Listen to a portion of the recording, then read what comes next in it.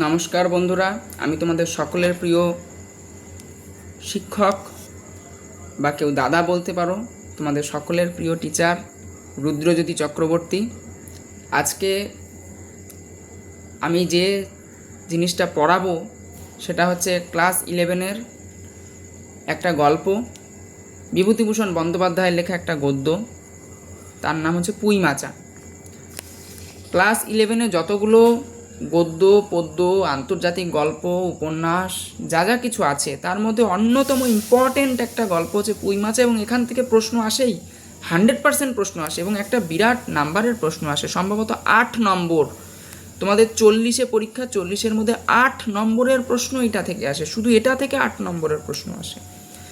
এই গল্পটা ধরে ধরে প্রত্যেকটা অংশ, একদম প্রত্যেকটা অংশ ধরে ধরে আমি পড়াচ্ছি।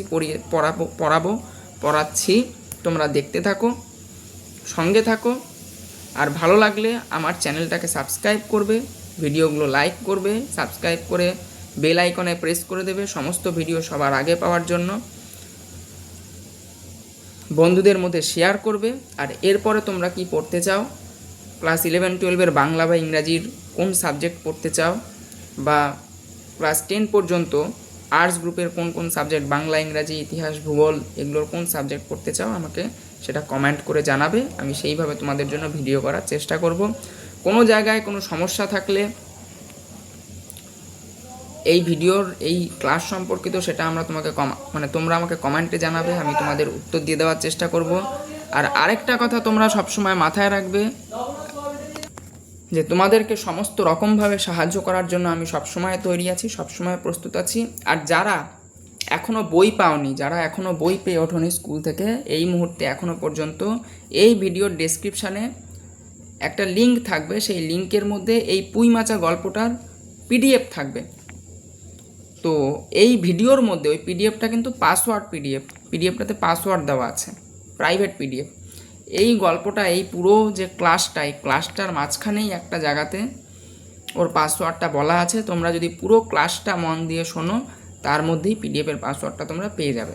যাদের যাদের পিডিএফের দরকার তারা এই ক্লাসের মধ্যেই পাসওয়ার্ডটা দেওয়া রয়েছে, বলে দেওয়া রয়েছে, ক্লাসটার মধ্যে থেকেই তোমরা পেয়ে যাবে। ওখান থেকে পিডিএফটা তোমরা প্রিন্ট আউট করে নিতে পারবে বা পিডিএফটা থেকে পড়তে পারবে। ঠিক আছে, চলো আমরা পড়তে থাকি। আমরা সবাই পড়ি, আমি পড়ি, বোঝাই, তুমি শোনো, প্রত্যেকটা লাইন বাই লাইন বোঝাই, সঙ্গে থাকো। আজকে আমরা পড়তে চলেছি বিভূতিভূষণ বন্দ্যোপাধ্যায়ের লেখা অন্যতম একটা খুব গুরুত্বপূর্ণ গদ্য, এবং তোমাদের ক্লাস 11-এর বাংলার প্রথম সেমিস্টারের প্রথম যে গদ্য পুঁই মাচা। তোমরা দেখতেই পাচ্ছ আমরা পড়তে চলেছি বিভূতিভূষণ বন্দ্যোপাধ্যায়ের লেখা অন্যতম কালজয়ী গল্প পুঁই মাচা, যেটা তোমাদের ক্লাস 11-এর বাংলার প্রথম চ্যাপ্টার। হ্যালো, আমি রুদ্রজ্যোতি চক্রবর্তী, তোমাদের সকলের প্রিয় শিক্ষক। আজকে তোমাদের সঙ্গে রয়েছি এই গদ্য নিয়ে। তো পুঁই মাচা যদি আমরা পড়তে যাই, তাহলে আগে প্রথমে আমাদের বিভূতিভূষণ বন্দ্যোপাধ্যায় সম্পর্কে কিন্তু জানতে হবে। আমরা জেনে নেব বিভূতিভূষণ বন্দ্যোপাধ্যায় সম্পর্কে, কারণ স্রষ্টাকে না জেনে সৃষ্টি সম্পর্কে জানা একদমই সম্পূর্ণই ব্যর্থ একটা প্রচেষ্টা। তো চলো তাহলে আমরা শুরু করি পুঁই মাচা। তার আগে জেনে নেই বিভূতিভূষণ বন্দ্যোপাধ্যায় সম্পর্কে। তো এই বিভূতিভূষণ বন্দ্যোপাধ্যায় সম্পর্কে যদি আমরা প্রথম জানি, তাহলে পরে এখানে আমরা দেখছি যে আমাদের বইতেই বিভূতিভূষণ বন্দ্যোপাধ্যায় সম্পর্কে কিন্তু ইনফরমেশন দেওয়া রয়েছে। কি বলছে যে এই জায়গাটা আমরা পড়ব বিভূতিভূষণ বন্দ্যোপাধ্যায় সম্পর্কে, যেখানে আমাদের বইতে ইনফরমেশন দেওয়া রয়েছে। কি বলছে যে এনার জন্ম কবে, 12 সেপ্টেম্বর 1894 খ্রিস্টাব্দে, এবং মৃত্যু কবে, মৃত্যু হচ্ছে 1 নভেম্বর 1950 খ্রিস্টাব্দে। এবার হয়তো তোমরা বলতে পারো, এই জন্ম মৃত্যুর সালটা কিন্তু দেখে নেবে, হয়তো তোমরা বলতে পারো যে দাদা এখানে জন্ম মৃত্যুর সালটা জেনে আমার কি হবে, এখান থেকে তো জন্ম মৃত্যুর সালের প্রশ্ন আসবে না। না, জন্ম মৃত্যু সালের প্রশ্ন এখান থেকে আসবে না, কিন্তু বিভূতিভূষণ বন্দ্যোপাধ্যায় সম্পর্কে যখন তোমাদের প্রবন্ধ লিখতে দেওয়া হবে, তখন কিন্তু এই যে জন্ম মৃত্যু সালটা, এটা কিন্তু তোমাদের কাজে লাগবে সেইখানে। তাই এখান থেকেই সেটা জেনে নাও, একটু একটু করে আমরা তথ্য জোগাড় করতে করতে যাব। ঠিক আছে। বিভূতিভূষণ বন্দ্যোপাধ্যায়, যার জন্ম হচ্ছে কত, 12ই সেপ্টেম্বর 1894 সাল, এবং মৃত্যু কবে, 1 নভেম্বর 1950 সাল। ইনি ছিলেন একজন জনপ্রিয় ভারতীয় বাঙালি সাহিত্যিক। ভারতীয় সাহিত্যিক, প্রথমে তিনি ভারতীয়, তারপরে তিনি বাঙালি। ঠিক আছে। ইনি ছিলেন একজন জনপ্রিয় ভারতীয় বাঙালি সাহিত্যিক।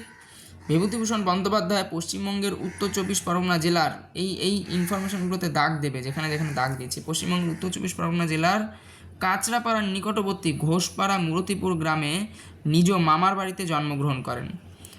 এই বিভূতিভূষণ বন্দ্যোপাধ্যায় থেকে এখান থেকে শুরু করে জন্মগ্রহণ করেন পর্যন্ত এই জায়গাটা খুব ইম্পর্টেন্ট। তিনি কোথায় জন্মগ্রহণ করেছিলেন, একটা ছোট ছোট কোশ্চেন কিন্তু এখান থেকে আসতে পারে। তোমাদের যে মানে লেখক পরিচিতি, সেটাও কিন্তু তোমাদের বাইরে নয়, মানে তোমাদের প্রশ্নের বাইরে নয়, এখান থেকেও কিন্তু তোমাদের প্রশ্ন আসতে পারে। তাহলে বিভূতিভূষণ বন্দ্যোপাধ্যায় আসতে পারে নয়, আসেও। বিভূতিভূষণ বন্দ্যোপাধ্যায় কোথায় জন্মেছিলেন, পশ্চিমবঙ্গের উত্তর 24 পরগনা জেলায়। উত্তর 24 পরগনার কোথায়, কাঁচরাপাড়ায়। কাঁচরাপাড়ার কোথায়, ঘোষপাড়ায়। ঘোষপাড়ার কোথায়, মুরতিপুর গ্রামে। মুরতিপুর গ্রামে কোথায়, মামার বাড়িতে। এই হচ্ছে তার জন্মপঞ্জি যাকে বলা যায়, এটা জন্মের স্থান। তিনি বেশি পরিচিত উপন্যাসে। তাহলে বিভূতিভূষণ বন্দ্যোপাধ্যায় আদতে একজন সাহিত্যিক হলো, যে এখানে বলেছে সাহিত্যিক। সাহিত্যিক কাকে বলা হয়, যিনি সাহিত্য রচনা করেন, যিনি সাহিত্য লেখেন, সাহিত্য নিয়ে যিনি চর্চা করেন, তাকে বলা হয় সাহিত্যিক। তাহলে উনি একজন সাহিত্যিক হলেও উনি বেশি প্রসিদ্ধ কিন্তু উপন্যাসই ওনার প্রধান প্রসিদ্ধির ক্ষেত্র। ঠিক আছে। তার কালজয়ী অজেয় উপন্যাসগুলির নাম যদি আমরা দেখি, পথের পাঁচালী ও অপরাজিত তার সব থেকে বেশি পরিচিত উপন্যাস। খুব খুব ইম্পর্টেন্ট ইনফরমেশান, এই জায়গাটাতে দাগ দিয়ে রাখবে, কালজয়ী এবং অপরাজিত। দেখো প্রথমেই বলি, তোমাদের যে সেমিস্টার 1-এর পরীক্ষা ক্লাস 11-এর, সেটা কিন্তু তোমাদের পুরো MCQ বেসড। সুতরাং স্যার বা দাদা এখানে একটা দিয়ে দাও, একটা সাজেশান দিয়ে দাও, তার উপরে ভিত্তি করে আমি পরীক্ষায় ভালো নাম্বার পেয়ে যাব, এই গল্প কিন্তু এখানে চলবে না। এটা হয় না, এখন আর এটা সম্ভব হয় না। ঠিক আছে। এই জিনিসটা এখন আর সম্ভব হয় না, তার কারণ এখন তোমাদের যে পরীক্ষা পুরোটাই হয় একটা MCQ বেসিস পরীক্ষা, অর্থাৎ প্রত্যেকটা লাইন, প্রত্যেকটা ইনফরমেশান এখানে খুব খুব গুরুত্বপূর্ণ, খুব খুব মনোযোগ দিয়ে প্রত্যেকটা লাইন, প্রত্যেকটা ইনফরমেশান কিন্তু তোমাদেরকে জানতে হবে। ঠিক আছে। তাহলে প্রথম আমাদের দেখতে হবে ভারতীয় বাঙালি সাহিত্যিক ছিলেন। দ্বিতীয় আমাদের যেটা দেখতে হবে, পশ্চিমবঙ্গের উত্তর 24 পরগনার কাঁচরাপাড়ায় মুরতিপুর গ্রামে মামার বাড়িতে জন্মেছিলেন। তৃতীয় আমাদের যেটা দেখতে হবে, তার নামকরা উপন্যাস দুটো, নামকরা উপন্যাসের নাম পথের পাঁচালী, অপরাজিত সব থেকে নামকরা। এছাড়া অন্যান্য উপন্যাসের মধ্যে অরণ্যক, চাঁদের পাহাড়, আদর্শ হিন্দু হোটেল, ইচ্ছামতি, অশনি সংকেত বিশেষভাবে উল্লেখযোগ্য। ঠিক আছে। উপন্যাসের পাশাপাশি বিভূতিভূষণ বন্দ্যোপাধ্যায় 20টি গল্পগ্রন্থ, কয়েকটি কিশোর পাঠ্য উপন্যাস মানে কিশোররা, যারা টিনেজার, অর্থাৎ 13 থেকে 19, এই বয়সটাকে বলা হয় টিনেজ বা কিশোরকাল। এই টিনেজারদের খুব ভালো লাগে পড়তে, এরকম কিছু উপন্যাস তিনি লিখেছিলেন। ঠিক আছে।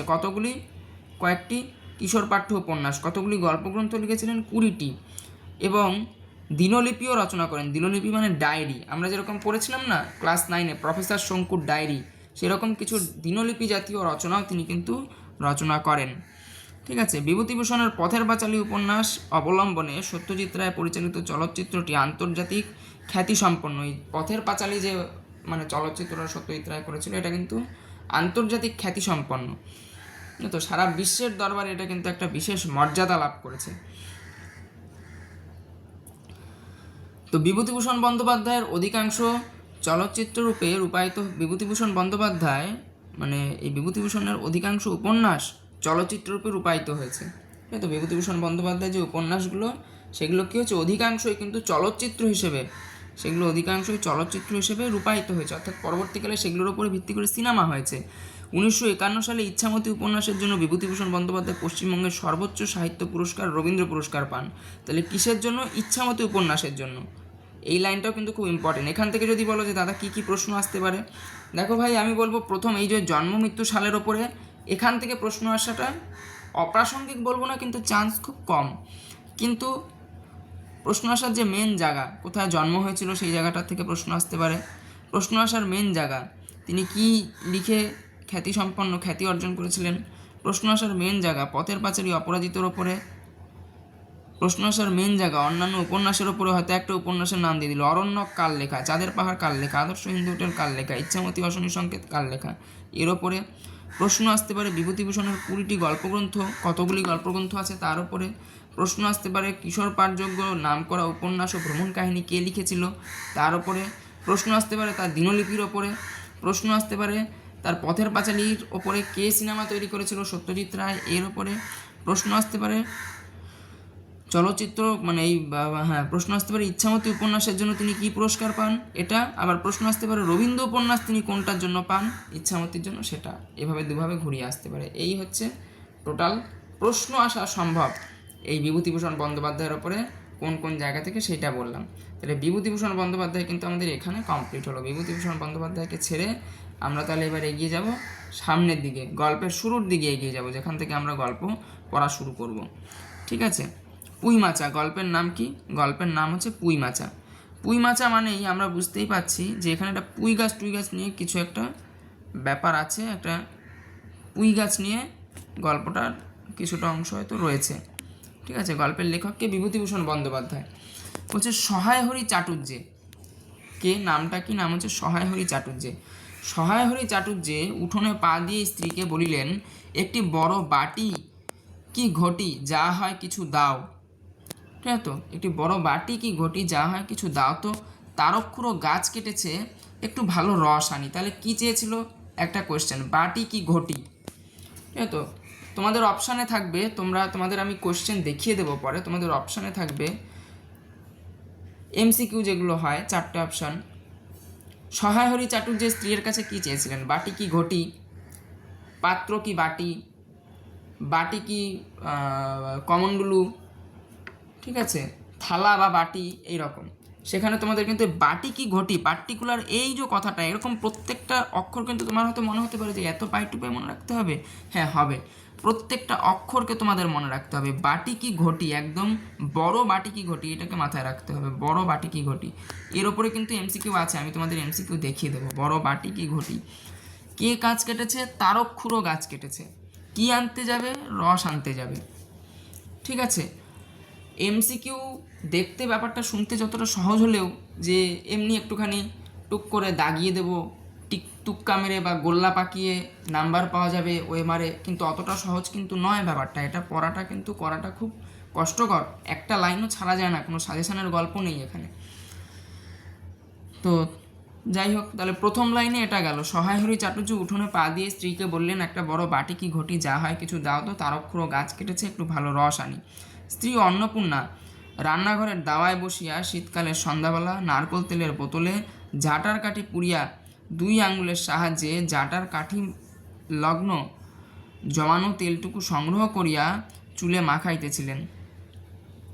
ঠিক আছে। তাহলে কি করছিল? অন্নপূর্ণা খড়ের রান্নাঘরের দাওয়ায় বসিয়া শীতকালের সকালবেলা নারকোল তেলের বোতলে ঝাঁটার কাঠি পুড়িয়া, কেন শীতকালে কি হয়? শীতকালে নারকোল তেল কিন্তু জমে যায়। ঠিক আছে। শীতকালে কিন্তু নারকোল তেল জমে যায়। তাহলে কোন কালে? এটাও একটা প্রশ্ন, কোন কালে? শীতকাল। সেখানে কি করছিল? নারকোল তেলের বোতলে ঝাঁটার কাঠি পুড়িয়ে আঙুলের সাহায্যে ঝাঁটার কাঠি সংলগ্ন জমানো তেলটুকু কি সংগ্রহ করে মাথার চুলে মাখাইতেছিল। কোথায় সংগ্রহ করে কি করছিল? না, সংগ্রহ করে মাথার চুলে মাখাইতেছিল।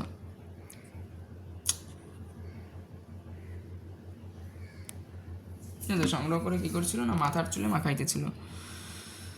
তারপরে কি বলছে? তারপরে বলছে যে স্বামীকে দেখিয়া তাড়াতাড়ি গায়ের কাপড় একটু টানিয়া দিলেন। কি করলেন? স্বামীকে দেখিয়া তাড়াতাড়ি গায়ের কাপড় একটু টানিয়া দিলেন মাত্র, কিন্তু বাটি কি ঘটি বাহির করিয়া দিবার বিন্দু মাত্র আগ্রহ তার মধ্যে দেখা গেল না। এত বিন্দুমাত্র আগ্রহ তিনি দেখাইলেন না, এমনকি বিশেষ কোনো কথাও বলিলেন না। সহায় হরি অগ্রবর্তী হইয়া বলিলেন, কি হয়েছে, বসে রয়েছ যে?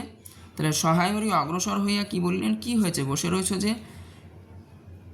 দাও না একটা ঘটি। খেন্তি টেন্তি সব কোথায় গেল এরা? তাহলে কার কথা বলছে? খেন্তি টেন্তি সব কোথায় গেল এরা? তুমি তেল মেখে বুঝি ছোবে না? প্রাচীন গ্রামীণ সংস্কার রয়েছে যে মেয়েরা তেল মাখলে পরে, বা মেয়ে ছেলে যে কোনো কেউ তেল মাখলে, মাথায় তেল দিলে অশুদ্ধ হয়ে যায় শরীর, স্নান না করা পর্যন্ত তারা আর কোনো কিছুতে হাত দেয় না। এবং তেলের পাত্র যেহেতু রান্নাঘরের জিনিস এবং রান্নাঘরকে পবিত্র মানা হয়, তাই তেল মাখা অশুদ্ধ শরীরে, তেলের পাত্র বলছি সরি, বাটি বা ঘটি যেহেতু রান্নাঘরের জিনিস এবং রান্নাঘরকে পবিত্র মানা হয়, তাই তেল মাখা অশুদ্ধ শরীরে বাটি বা ঘটি মানুষ ছুতো না, রান্নাঘরের জিনিসপত্র ছুতো না, যেহেতু রান্নাঘর পবিত্র জিনিস।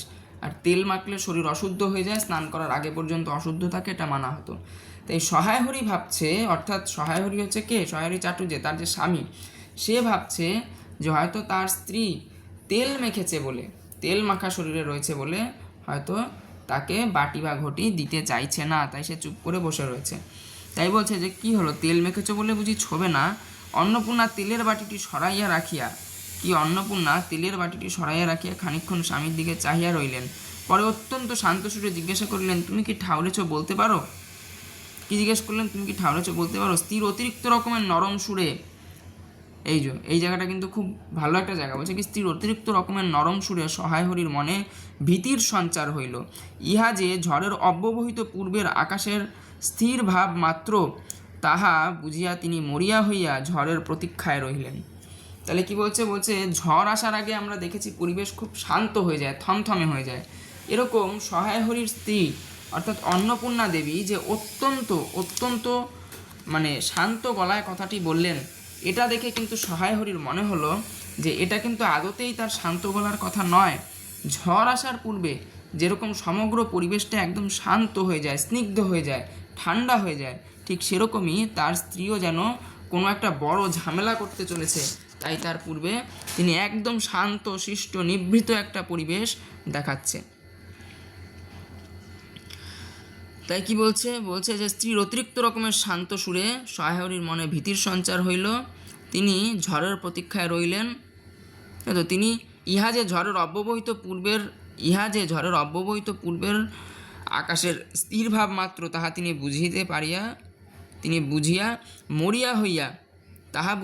মরিয়া হইয়া ঝড়ের প্রতীক্ষায় রহিলেন। একটু আমতা আমতা করিয়া কহিলেন, কেন, কি আবার কি, মানে আমরা বলি না কি হয়েছে আবার কি, এরকম একটা ব্যাপার আর কি, ডট ডট ডট মানে হচ্ছে কিছু একটা বলার চেষ্টা করছে আমতা আমতা করে। অন্নপূর্ণা পূর্বাপেক্ষাও শান্ত সুরে বলল, মানে আরও শান্ত সুরে বলল, দেখো রঙ্গ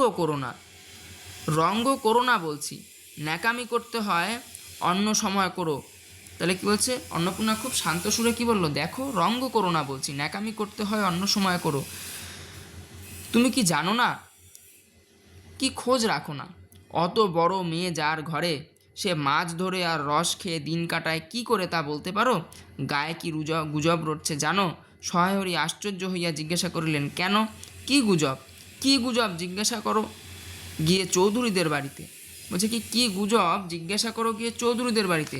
কেবল বাগদি দুলে পাড়ায় ঘুরে ঘুরে জন্ম কাটালে ভদ্রলোকের গায়ে বাস করা যায় না, সমাজে থাকতে হলে সেই রকম মেনে চলতে হয়, অর্থাৎ ভদ্রলোকের সমাজে থাকতে গেলে সেই রকম মেনেই চলতে হয়। কোথায় কোথায় কথা বলা হয়েছে, বাগদি ও দুলেপাড়া, এই জায়গাটা কিন্তু দেখবে, বাগদিপাড়া দুলেপাড়া, কেবলমাত্র বাগদি ও দুলেপাড়ায় কাটালে পরে ঘুরে ঘুরে জন্ম কাটালে ভদ্রলোকের গায়ে বাস করা যায় না, ঠিক আছে। সহায়হরি বিস্মিত হইয়া কি বলিতে যাইতেছে, অন্নপূর্ণা পূর্ববৎ সুরেই পুনর্বার বলিয়া উঠিলেন, এক ঘরে করবে গো, তোমাকে এক ঘরে করবে, কাল চৌধুরীদের চণ্ডী মণ্ডপে এসব কথা হয়েছে, আমাদের হাতের ছোঁয়া জল আর কেউ খাবে না, আশীর্বাদ হয়ে মেয়ের বিয়ে হলো না। তাহলে কি খুব ইম্পর্টেন্ট লাইন, কেন এক ঘরে করবে, আশীর্বাদ হয়ে মেয়ের বিয়ে হলো না, কোথায় আলোচনা হয়েছে, চৌধুরীদের চণ্ডী মণ্ডপে, এগুলো কিন্তু খুব ইম্পর্টেন্ট লাইন, চৌধুরীদের চণ্ডী মণ্ডপে আলোচনা হয়েছে।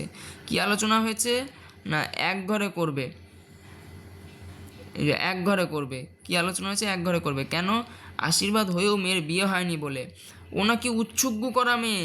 তাহলে এটাও কিন্তু আমি দেখেছি যে এটাও মানে এমসিকিউতে আসে, ও উৎসুগ্য করা মেয়ে, ও বিবাহ দেওয়া মেয়ে, ও ছুঁড়ে ফেলে দেওয়া মেয়ে, ও আদরের মেয়ে, এরকম নানান অপশানে থাকে, ঠিক আছে, option A, option B, option C, option D করে এরকম থাকে, তার মধ্যে কিন্তু বেছে নিতে হবে তোমাদের ও উৎসুগ্য করা মেয়ে, এরকম প্রত্যেকটা লাইন দেখবে। তাহলে কি বলছে, বলছে যে আশীর্বাদ না হয়ে মানে আশীর্বাদ হয়েও মেয়ের বিয়ে হলো না, ও নাকি উৎসুক করা মেয়ে, গায়ের কোনো কাজে তোমাকে আর কেউ বলবে না, যাও ভালোই হয়েছে তোমার, এখন গিয়ে বাগদি দুলে বাড়ি গিয়ে বসে, বাগদি দুলে বাড়ি উঠে বসে দিন কাটাও। তাহলে কি বলছে, বলছে সহায় হরি বিস্মিত হয়ে, আবার এখান থেকে একবার পড়ে দিচ্ছি, বলছে কি সহায় হরি বিস্মিত হইয়া কি বলিতে যাইতেছেন অন্নপূর্ণা পূর্ববৎ সুরেই, পূর্ববৎ মানে শান্ত সুরে, পূর্ববৎ সুরেই পুনর্বার বলিয়া উঠিলেন, এক ঘরে করবে গো, তোমাকে এক ঘরে করবে, কাল চৌধুরীদের চণ্ডী মণ্ডপে। কোথায়? চৌধুরীদের চণ্ডী মণ্ডপে। কাল চৌধুরীদের চণ্ডী মণ্ডপে এসব কথা হয়েছে, তোমাদের হাতের ছোঁয়া জল কেউ খাবে না, আশীর্বাদ হয়ে মেয়ের বিয়ে হলো না, ও নাকি উৎসুগ্য করা মেয়ে, এ গায়ের কোনো কাজে তোমাকে কেউ বলবে না, যাও ভালোই হয়েছে, এখন বাগদি দুলে বাড়ি গিয়ে উঠে বসে দিন কাটাওগে। ঠিক আছে, এর পরের পৃষ্ঠায় আমরা দেখতে পাচ্ছি, চলে আসি কি কথোপকথন হচ্ছে অন্নপূর্ণা সহায় হরি, দেখি। বলছে সহায় হরি তাচ্ছিল্যের ভাব প্রকাশ করিয়া বললেন, কি বললেন, এই আমি বলি না জানি কি ব্যাপার, এক ঘরে সবাই করেছেন, এবার আছেন কালীময় ঠাকুর। তাহলে কে বাকি আছেন এক ঘরে করতে? কালীময় ঠাকুর। এই জায়গাটা কিন্তু খুব ইম্পর্টেন্ট, ঠিক আছে? কে বাকি আছেন এক ঘরে করতে? কালীময় ঠাকুর। বলছে এক ঘরে সবাই করেছে, এবার বাকি আছে কালীময় ঠাকুর। ও মানে ও উনি এক ঘরে করবে, এটা নিয়ে কিছু যায় আসে না। অন্নপূর্ণা তেলে বেগুনে জ্বলিয়া উঠিলেন, এই জায়গাটা থেকে কোশ্চেন আছে, অন্নপূর্ণা তেলে বেগুনে জ্বলিয়া উঠিলেন কেন? ঠিক আছে, অন্নপূর্ণা তেলে বেগুনে জ্বলিয়া উঠিলেন কেন? তোমাকে এক ঘরে করতে বেশি কিছু লাগে নাকি? তুমি সমাজের মাথা না একজন মাতব্বর লোক? চাল নেই, চুলো নেই, এক করার মুরদ নেই। এই যে এখানে করার মুরদ নেই মানে কি? করার মুরদ মানে কড়াই, অর্থাৎ বাসন কোসন। বলছে চাল নেই, চুলো নেই। চাল মানে হচ্ছে মাথার ওপরে ছাদ, চুলো মানে থাকার জায়গা। এক করার মুরদ নেই মানে বাসন কোসন কেনারও মুরদ নেই। চৌধুরীরা তোমায় এক ঘরে করবে, তার এমন কি কঠিন কথা, মানে এটা তাচ্ছিল্য করে বলছে। ঠিক আছে, চৌধুরীরা তোমায় এক ঘরে করবে, তার এমন কি কঠিন কথা। আর সত্যিই তো, এদিকে ধাড়ি মেয়ে হয়ে উঠল, হঠাৎ স্বর নামাইয়া বলিলেন, হলো যে 15 বছরের। তাহলে এই যে এই সহায় হরি অন্নপূর্ণার যে মেয়ে, তাদের বয়স কত?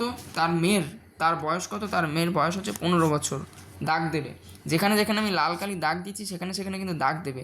হলো যে 15 বছরের, বাইরে কমিয়ে বলে বেরোলে কি হবে? লোকের চোখ নেই? পুনরায় গলা উঠাইয়া বলিলেন, না বিয়ে দেবার বলছে না বিয়ে দেবার গা না কিছু, আমি কি যাব পাত্র ঠিক করতে? অর্থাৎ বলতে চাইছে যে আমি একজন মহিলা হয়ে আমি কি পাত্রর বাড়ি পাত্র ঠিক করতে যাব? না বিয়ে দেওয়ার গা না কিছু। 15 বছর হয়ে গেছে, তখন কিন্তু 15 বছর একটা মেয়ের হয়ে গেছে মানে একটা বিরাট বয়স হয়ে গেছে, সে বাপের ঘরে দীর্ঘদিন রয়ে গেছে। এবার বলছে সশরীরে যতক্ষণ স্ত্রীর সম্মুখে বর্তমান থাকিবেন, স্ত্রীর গলার সুর ততক্ষণ কমিবার কোনো সম্ভাবনা নাই বুঝিয়া সহায় হরি দাওয়া হইতে তাড়াতাড়ি একটি কাঁসার বাটি উঠাইয়া লইয়া খিড়কি দুয়ার লক্ষ্য করিয়া যাত্রা করিলেন। কিন্তু খিড়কি দুয়ারের একটু এদিকে কি দেখিয়া হঠাৎ থামিয়া গেলেন এবং আনন্দপূর্ণ স্বরে বলিয়া উঠিলেন, এ কি রে খেন্তিমা? কি বলছে? বলছে এ কি রে খেন্তিমা, এসব কোথা থেকে আনলি? ও যে বলে ডট ডট ডট, অর্থাৎ কিছু একটা কিন্তু বলতে নিচ্ছে, যেখানে ডট ডট ডট বলছে এ কি রে খেন্তিমা। তাহলে কাকে দেখে বলছে? খেন্তিকে দেখে। বলছে এ কি রে খেন্তিমা, এসব কোথা থেকে আনলি?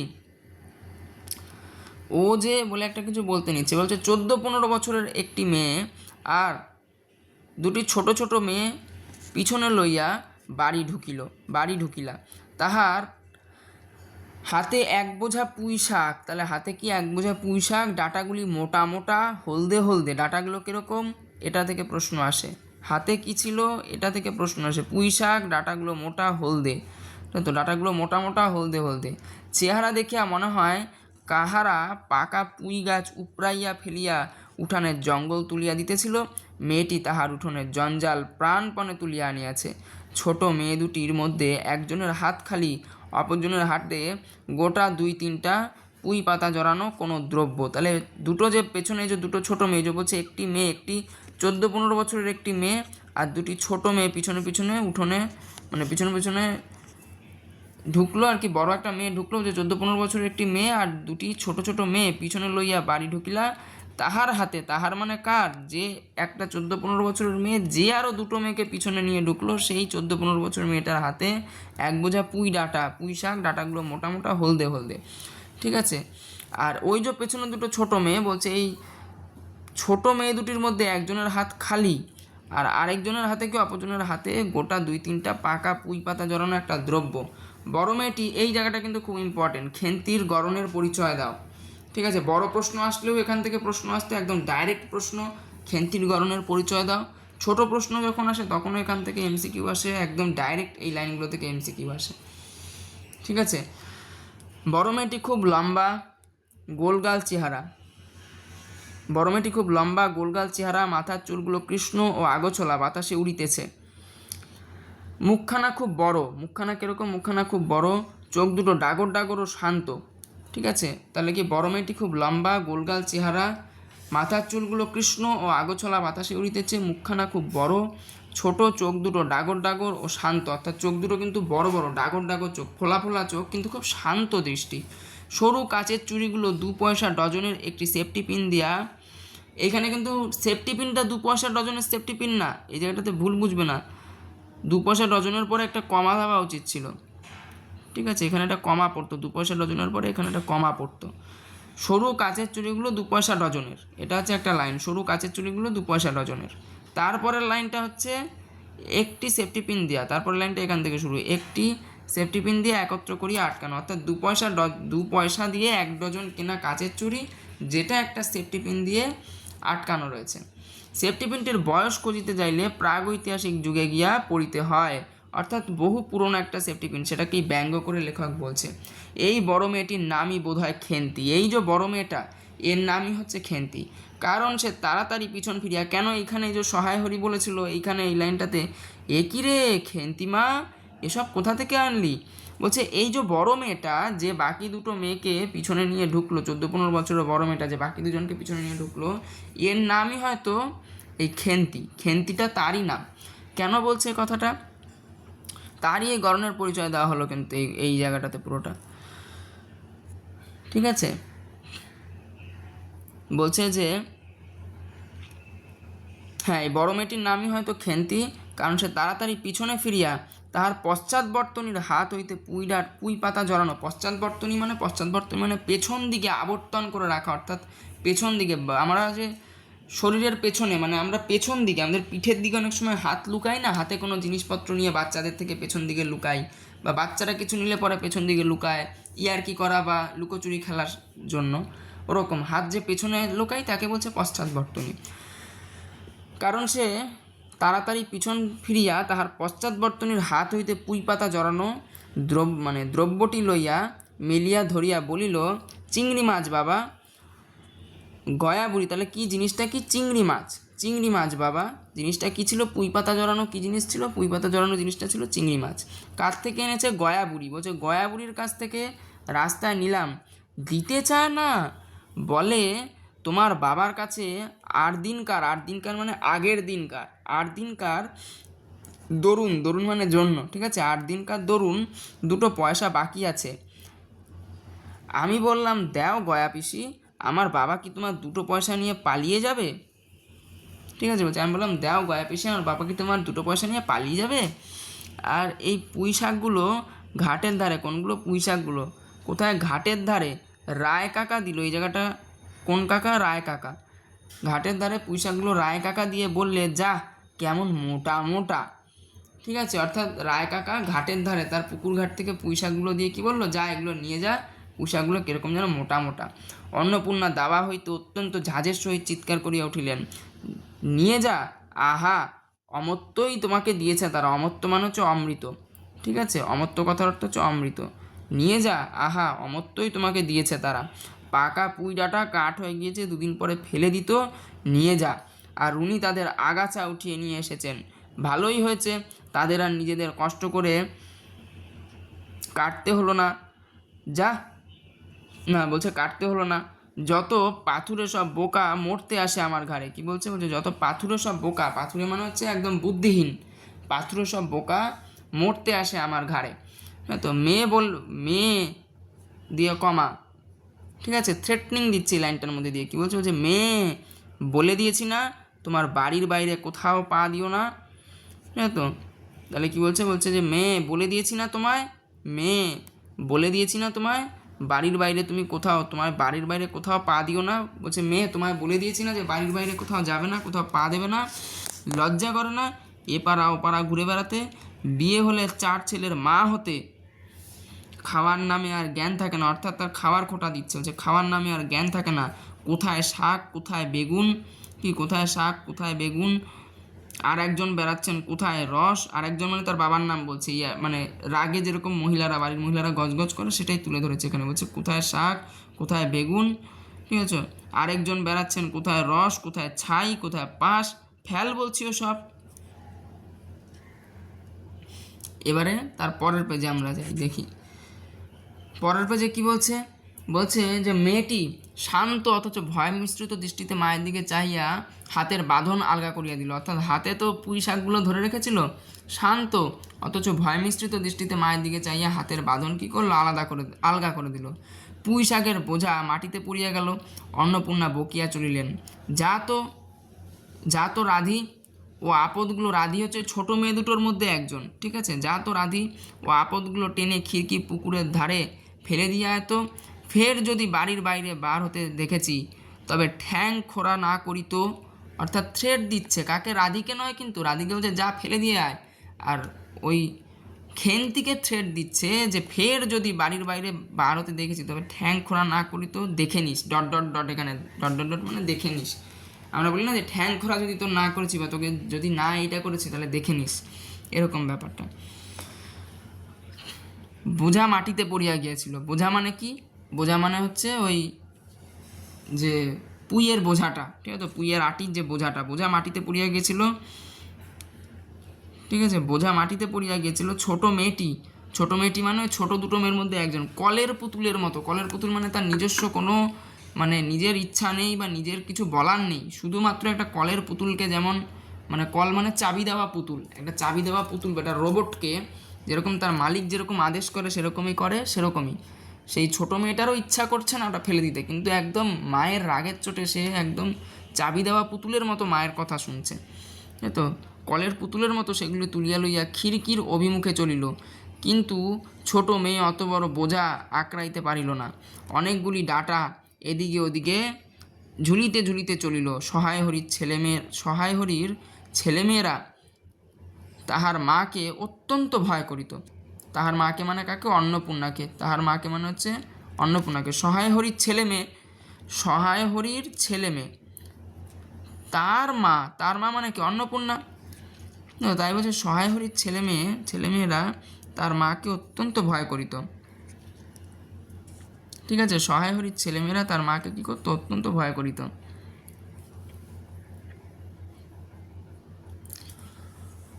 তো তারপরে বলছে সহায় হরি আমতা আমতা করিয়া বলিতে গেলেন, তাই এনেছে ছেলে মানুষ খাবে বলে, তুমি আবার বরং ড্যাশ ড্যাশ ড্যাশ, অর্থাৎ আরও কিছু বলতে যাচ্ছে। পুঁই শাকের বোঝা লইয়া যাইতে যাইতে ছোট মেয়েটি ফিরিয়া দাঁড়াইয়া মায়ের মুখের দিকে চাহিল, অর্থাৎ বাবা মাকে যেহেতু মানে বোঝানোর চেষ্টা করছে যে ছেলে মানুষ, ওরা হাতে করে নিয়ে এসছে খাবে বলে, তুমি আবার ফেলিয়ে দিচ্ছ কেন, তুমি আবার ড্যাশ ড্যাশ ড্যাশ মানে তুমি আবার ফেলে দিচ্ছ কেন, এরকম ব্যাপার। বরং ড্যাশ ড্যাশ ড্যাশ মানে বরং রান্নাই তো করে দিতে পারতে, এরকম ব্যাপার, ঠিক আছে, একটু বুঝে নিতে হবে। ড্যাশ ড্যাশ মানে যে সাধারণ মানুষ হলে যা বলে তাই বলছে। তো পুঁই শাকের বোঝা লইয়া যাইতে যাইতে ছোট মেয়েটি ফিরিয়া দাঁড়াইয়া মায়ের মুখের দিকে চাহিল, অর্থাৎ মায়ের মুখের দিকে একবার চাইল, কেন, যেহেতু সহায় হরি ছেলে মেয়েদের হয়ে একবার বোঝানোর চেষ্টা করছে অন্নপূর্ণাকে, সেই জন্য। অন্নপূর্ণা তাহার দিকে চাহিয়া বললেন, না না, নিয়ে যা, খেতে হবে না, মেয়ে মানুষের আবার অত নোলা কিসের, এক পাড়া থেকে আরেক পাড়ায় নিয়ে আসবে দুটো পুঁই শাক ভিক্ষা করে, যা যা তুই যা, দূর করে বনে দিয়ে আয়। সহায় হরি বরমের মুখের দিকে চাহিয়া দেখিলেন, বরমে মানে কে, খেন্তি, সহায় হরি বরমের মুখের দিকে চাহিয়া দেখিলেন, তাহার চোখ দুটো জলে ভরিয়া আসিয়াছিল, তাহার মানে কার, বরমের, তাহার চোখ দুটো জলে ভরিয়া আসিয়াছিল, তার মনে বড় কষ্ট হইল, এখানে তার মানে কার, সহায় হরির, এখানে তাহার চোখ দুটো জলে ভরিয়া আসিয়াছিল মানে কার, বরমের চোখ দুটো, তার মনে বড় কষ্ট হইল মানে কার, সেটা দেখে সহায় হরির মনে বড় কষ্ট হইল, কিন্তু মেয়ের যতই স্বাদের জিনিস হোক, পুঁই শাকের অবলম্বন করিয়া দুপুরবেলা স্ত্রীকে চটাইতে তিনি আদৌ সাহসী হইলেন না। বলছে যতই মেয়ের ভালো লাগার জিনিস হোক না কেন পুঁই শাক, কিন্তু পুঁই শাকের পক্ষ অবলম্বন করে মেয়েকে চটাতে কিন্তু, মানে বউকে দুপুর চটাতে কিন্তু তার মোটেই সাহস হলো না। নিঃশব্দে খিড়কি দর দিয়ে বাহির হইয়া গেলেন, মানে চুপ করে একদম খিড়কি দিয়ে দরজা দিয়ে তিনি বেরিয়ে গেলেন।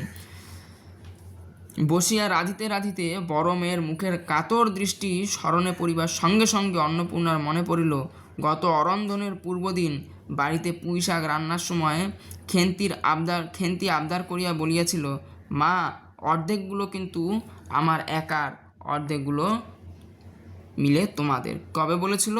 অরন্ধনের দিন, গত অরন্ধনের দিন। তো অরন্ধনের পূর্বদিন কবে? গত অরন্ধনের পূর্বদিন বাড়িতে পুঁই শাক রান্না করার সময় খেন্তি আবদার করিয়া বলেছিল যে মা, কি বলেছিল? যে মা, অর্ধেকটা কিন্তু আমার, পুরো অর্ধেকটা আমার, তো অর্ধেকগুলো কিন্তু একা আমার, বাকি অর্ধেক মিলে তোমাদের। বাড়িতে কেহ ছিল না, তিনি মানে কেউ ছিল না মানে অরন্ধনের দিন কেউ ছিল না, কিন্তু এটা ভেবো না আবার কেউ ছিল না মানে এই যখন এটা মানে রাঁধতে বসে, রান্না করতে বসে যখন মেয়ের মুখটা, তার কাতর দৃষ্টিটা মনে পড়ছে, কার মনে পড়ছে? অন্নপূর্ণা। মানে অন্নপূর্ণা এত বকাবকি করলো মেয়েকে, তার রাগটা মেন ছিল হচ্ছে মেয়ে মানুষ, তার এত নোলা কিসের? সে পাশের পাড়া থেকে জিনিস অন্যের জমি থেকে নিয়ে এসছে খাওয়ার জন্য, কেন এত নোলা কিসের? তাই জন্য সে মেয়েকে এত বকেছে। তার মানে এই নয় কিন্তু সে মেয়েকে ভালোবাসে না। তাই যখন কেউ ছিল না, বলছে বসিয়া রাঁধিতে রাঁধিতে মেয়ের মুখটা বড় তার মনে পড়ছিল। ঠিক আছে, কী করছিল? বসে রান্না করতে করতে তার কিন্তু মেয়ের মুখটা খুবই মনে পড়ছিল। ঠিক আছে, বসিয়া রাঁধিতে রাঁধিতে তার মেয়ের মুখটা বড় মনে পড়ছিল, এই লাইনটা। ঠিক আছে, মেয়ের কাতর দৃষ্টি মনে পড়িবার সঙ্গে সঙ্গে অন্নপূর্ণার মনে পড়লো, রান্না করতে করতে যখন মেয়ের মুখের কাতর দৃষ্টিটা তার মনে পড়ছিল, তখন তার মনে পড়লো কি গত অরন্ধনের দিনে, অর্থাৎ এর আগে যে অরন্ধন হয়েছিল, অর্থাৎ রান্না না করা, মেয়েরা আগে গ্রাম বাংলায় অরন্ধন পালন করতো। একদিন তারা রান্না করতো না, আগের দিন বাসি ভাত রান্না করে রাখতো, সেটা পরের দিন খেত। এই অরন্ধনের দিন পুঁই শাক রান্না করার সময় খেন্তি আবদার করিয়া বলেছিল, মা, অর্ধেকগুলো কিন্তু একা আমার, অর্ধেক মিলে সব তোমাদের। তোমরা যারা ক্লাস 10-এ ইতিহাস একটুও পড়েছো, তোমরা জানো যে অরন্ধন কী জিনিস। যাই হোক, বাড়িতে কেহ ছিল না, তিনি নিজে গিয়া উঠোনের ও খিড়কি দোরের আশপাশে যে ডাটা পড়িয়াছিল সেগুলি কুড়াইয়া লইয়া আসিলেন। কোথায়? বলছে বাড়িতে কেউ কিন্তু এই সময় ছিল না, এবারে মেয়েকে বকাবকি করে তাড়িয়ে দিয়েছে। কিন্তু মায়ের মন যতই হোক খেন্তির জন্য, কিন্তু খেন্তি যে পুঁই শাক ভালোবাসে সেটা কিন্তু অন্নপূর্ণা জানতো। তার মনে কিন্তু ভীষণ একটা কষ্ট হচ্ছে। তাই ঘরে যখন কেউ ছিল না, তখন সে কি করলো না, ওই খিড়কি দোর দিয়ে গিয়ে দরজার আশপাশে যে কয়েকটা ডাটা পড়েছিল, ওখানে আগেই বলা হয়েছে যে বাচ্চা মেয়েটা সব টেনে নিয়ে যেতে পারছিল না, পড়তে পড়তে যাচ্ছিল মাটিতে লুটাতে লুটাতে, ওই যেগুলো পড়েছিল সেগুলো তুলে এনে অন্নপূর্ণা কী করলো, কুড়াইয়া লইয়া আসিলেন। বাকিগুলো কোরানো যায় না, তো বাকিগুলো কোরানো যায় না মানে ওগুলো একদম নোংরায় ফেলে দিয়েছে। তাই বলছে ডোবার ধারে ছাই গাদায় ফেলিয়া দিয়েছে। কোথায়? ডোবার ধারে ছাই গাদায় ফেলিয়া দিয়েছে। তো যেগুলো কুড়াতে পারলো সেগুলো কুড়িয়ে এনে কী করলো, কুচো চিংড়ি দিয়া এই রূপে চুপি চুপি পুঁই শাকের তরকারি রাঁধলো। মানে মেয়েকে বকেছে এদিকে, এদিকে আবার মেয়ের ভালো লাগার জিনিস কী করছে না, রান্নাও করছে। কীভাবে? চুপি চুপি। ঠিক আছে, কুচো চিংড়ি দিয়া চুপি চুপি। যে মেয়ে যে চিংড়িটা ধার করে এনেছে, পুঁই শাকও আর লোকের হরিষে থেকে ধার করে আনা, চিংড়িও ধার করে আনা। যে দুপুরবেলা খেন্তি পাতে পুঁই শাকের চচ্চড়ি দেখিয়া বিস্ময় ও আনন্দপূর্ণ ডাগর চোখে মায়ের দিকে ভয়ে ভয়ে চাইল। কী করলো? দুপুরবেলা খেন্তি পাতে পুঁই শাকের চচ্চড়ি দেখিয়া, কি দেখিয়া? পাতে পুঁই শাকের চচ্চড়ি ও বিস্ময় আনন্দপূর্ণ ডাগর, মানে বলছে দুপুরবেলা খেন্তি পাতে পুঁই শাকের চচ্চড়ি দেখিয়া বিস্ময় ও আনন্দপূর্ণ ডাগর চোখে মায়ের দিকে ভয়ে ভয়ে চাহিল। বলছে বিস্ময় রয়েছে মনে, খুব বিস্ময়, খুব এক্সাইটমেন্ট এবং আনন্দপূর্ণ, খুব মানে হ্যাপিনেস, জয় মনের মধ্যে। ইংরাজিতে যা করলে এক্সাইটমেন্ট অ্যান্ড জয়। তো বিস্ময় ও আনন্দপূর্ণ ডাগর চোখে মায়ের দিকে ভয়ে ভয়ে চাহিল। দুই একবার এদিকে ওদিকে ঘুরিয়া আসিতেই অন্নপূর্ণা দেখিলেন উক্ত পুঁই শাকের একটু কাহার পাতে পড়িয়া নাই। ঠিক তো, বলছে এদিক ওদিক থেকে অন্নপূর্ণা ঘুরে এসে দেখলো যে যে পুঁই শাকটা তাকে খেতে দিয়েছিল তার একটুও তার পাতে কিন্তু পড়ে নেই। পুঁই শাকের ওপর তাহার এই মেয়েটির কিরূপ লোভ তাহা তিনি জানিতেন। বলছে পুঁই শাক যে তার মেয়েটা কি ভালোই বাসে সে তিনি জানতো। এই লাইনটা কিন্তু খুব ফিল করতে হবে ভেতর থেকে, এটা আমি পড়িয়ে যাচ্ছি শুনলে হবে না, যে পড়ছে যে শুনছে তাকে ভেতর থেকে ফিল করতে হবে। লাইনটা খুব সিগনিফিকেন্ট একটা লাইন। বলছে পুঁই শাকের ওপর তাহার এই মেয়েটির যে কিরূপ লোভ তাহা তিনি জানিতেন। জিজ্ঞাসা করিলেন, কিরে খেন্তি, আর একটু চচ্চড়ি দেই? খেন্তি তৎক্ষণাৎ ঘাড় নাড়াইয়া এ আনন্দজনক প্রস্তাব সমর্থন করিল। মানে ঘাড় নেড়ে আমরা যেমন বলি হ্যাঁ, সেরকম। কি ভাবি অন্নপূর্ণার চোখে জল আসিল, চাপিতে গিয়া তিনি চোখ উঁচু করিয়া চালের বাতায় গোজা ডাল হইতে শুকনো লঙ্কা পাড়িতে লাগিলেন। বলছে যে তার মায়ের কিন্তু খুব চোখে জল আসলো এটা ভেবে, যে আমার মেয়েটা এত ভালোবাসে পুঁই শাক খেতে, আমি তাকে এইরকম করে বকি। হ্যাঁ, মেয়েটা তো একটু পুঁই শাকই খেতে ভালোবাসে, আর তো কিছু না। এই ভেবে অন্নপূর্ণার কিন্তু খুব চোখে জল আসলো। আর সেই জল মেয়ের সামনে, চোখের জল মেয়ের সামনে মা নিজেকে খুব রুক্ষ, খুব রুষ্ট, খুব কঠোরভাবে দেখায়। সেই জল সে মেয়েকে দেখাবে না বলে সে কি করলো না, জলটা চাপতে গিয়ে চোখ উঁচু করে চালের বাতায়, চালের বাতা মানে যে টিনের চালের যে চাপানগুলো, সেই চাপানের যে মানে ভেতরের খোবলা মার্কা একটা অংশ আর কি থাকে, তো ওই চালের বাতায় গোজা ডালা, ডালা মানে হচ্ছে পাত্রের মতো, ডালা হইতে শুকনো লঙ্কা পাড়িতে লাগলো। মানে যেহেতু জল, মানে চোখের জল যাতে কেউ বুঝতে না পারে, সেই জন্য এটা তার মা করছে। বলছে কালী মায়ের চণ্ডী মণ্ডপে সেই দিন বৈকালবেলা সহায় হরির ডাক পড়িল। সংক্ষিপ্ত ভূমিকা বাঁধিবার পর, কালী মায়ের হবে না জানো তো, এখানে কালীময়ের হবে। কালীময় চাটুর্যে আগে আমরা পড়লাম না, কালীময়ের হবে এখানে। ঠিক আছে, আমি এখানে লিখে দিচ্ছি।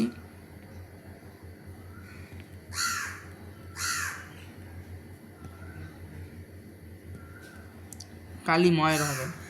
হ্যাঁ, আচ্ছা, তো হ্যাঁ, যেটা এখানে বলছিলাম, যেখানে যে জিনিসটা হবে সেটা হচ্ছে এখানে কালীময়ের হবে। ঠিক আছে, কালী মায়ের না,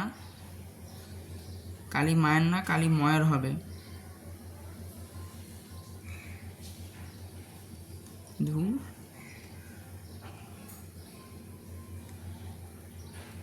কালীময়ের,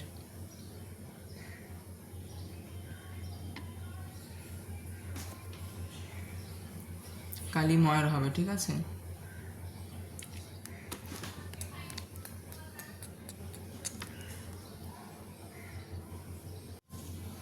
তো কালীময়ের চণ্ডী মণ্ডপে এটা দেখা যায়। কালীময়ের চণ্ডী মণ্ডপে কী হয়, সেদিন বৈকালে সহায়হরির ডাক পড়েছিল। সংক্ষিপ্ত ভূমিকা ফাঁদিবার পর কালীময় উত্তেজিত সুরে বললেন, কালীময় মানে যার চণ্ডী মণ্ডপে ডাক পড়েছিল সেই ব্যক্তি।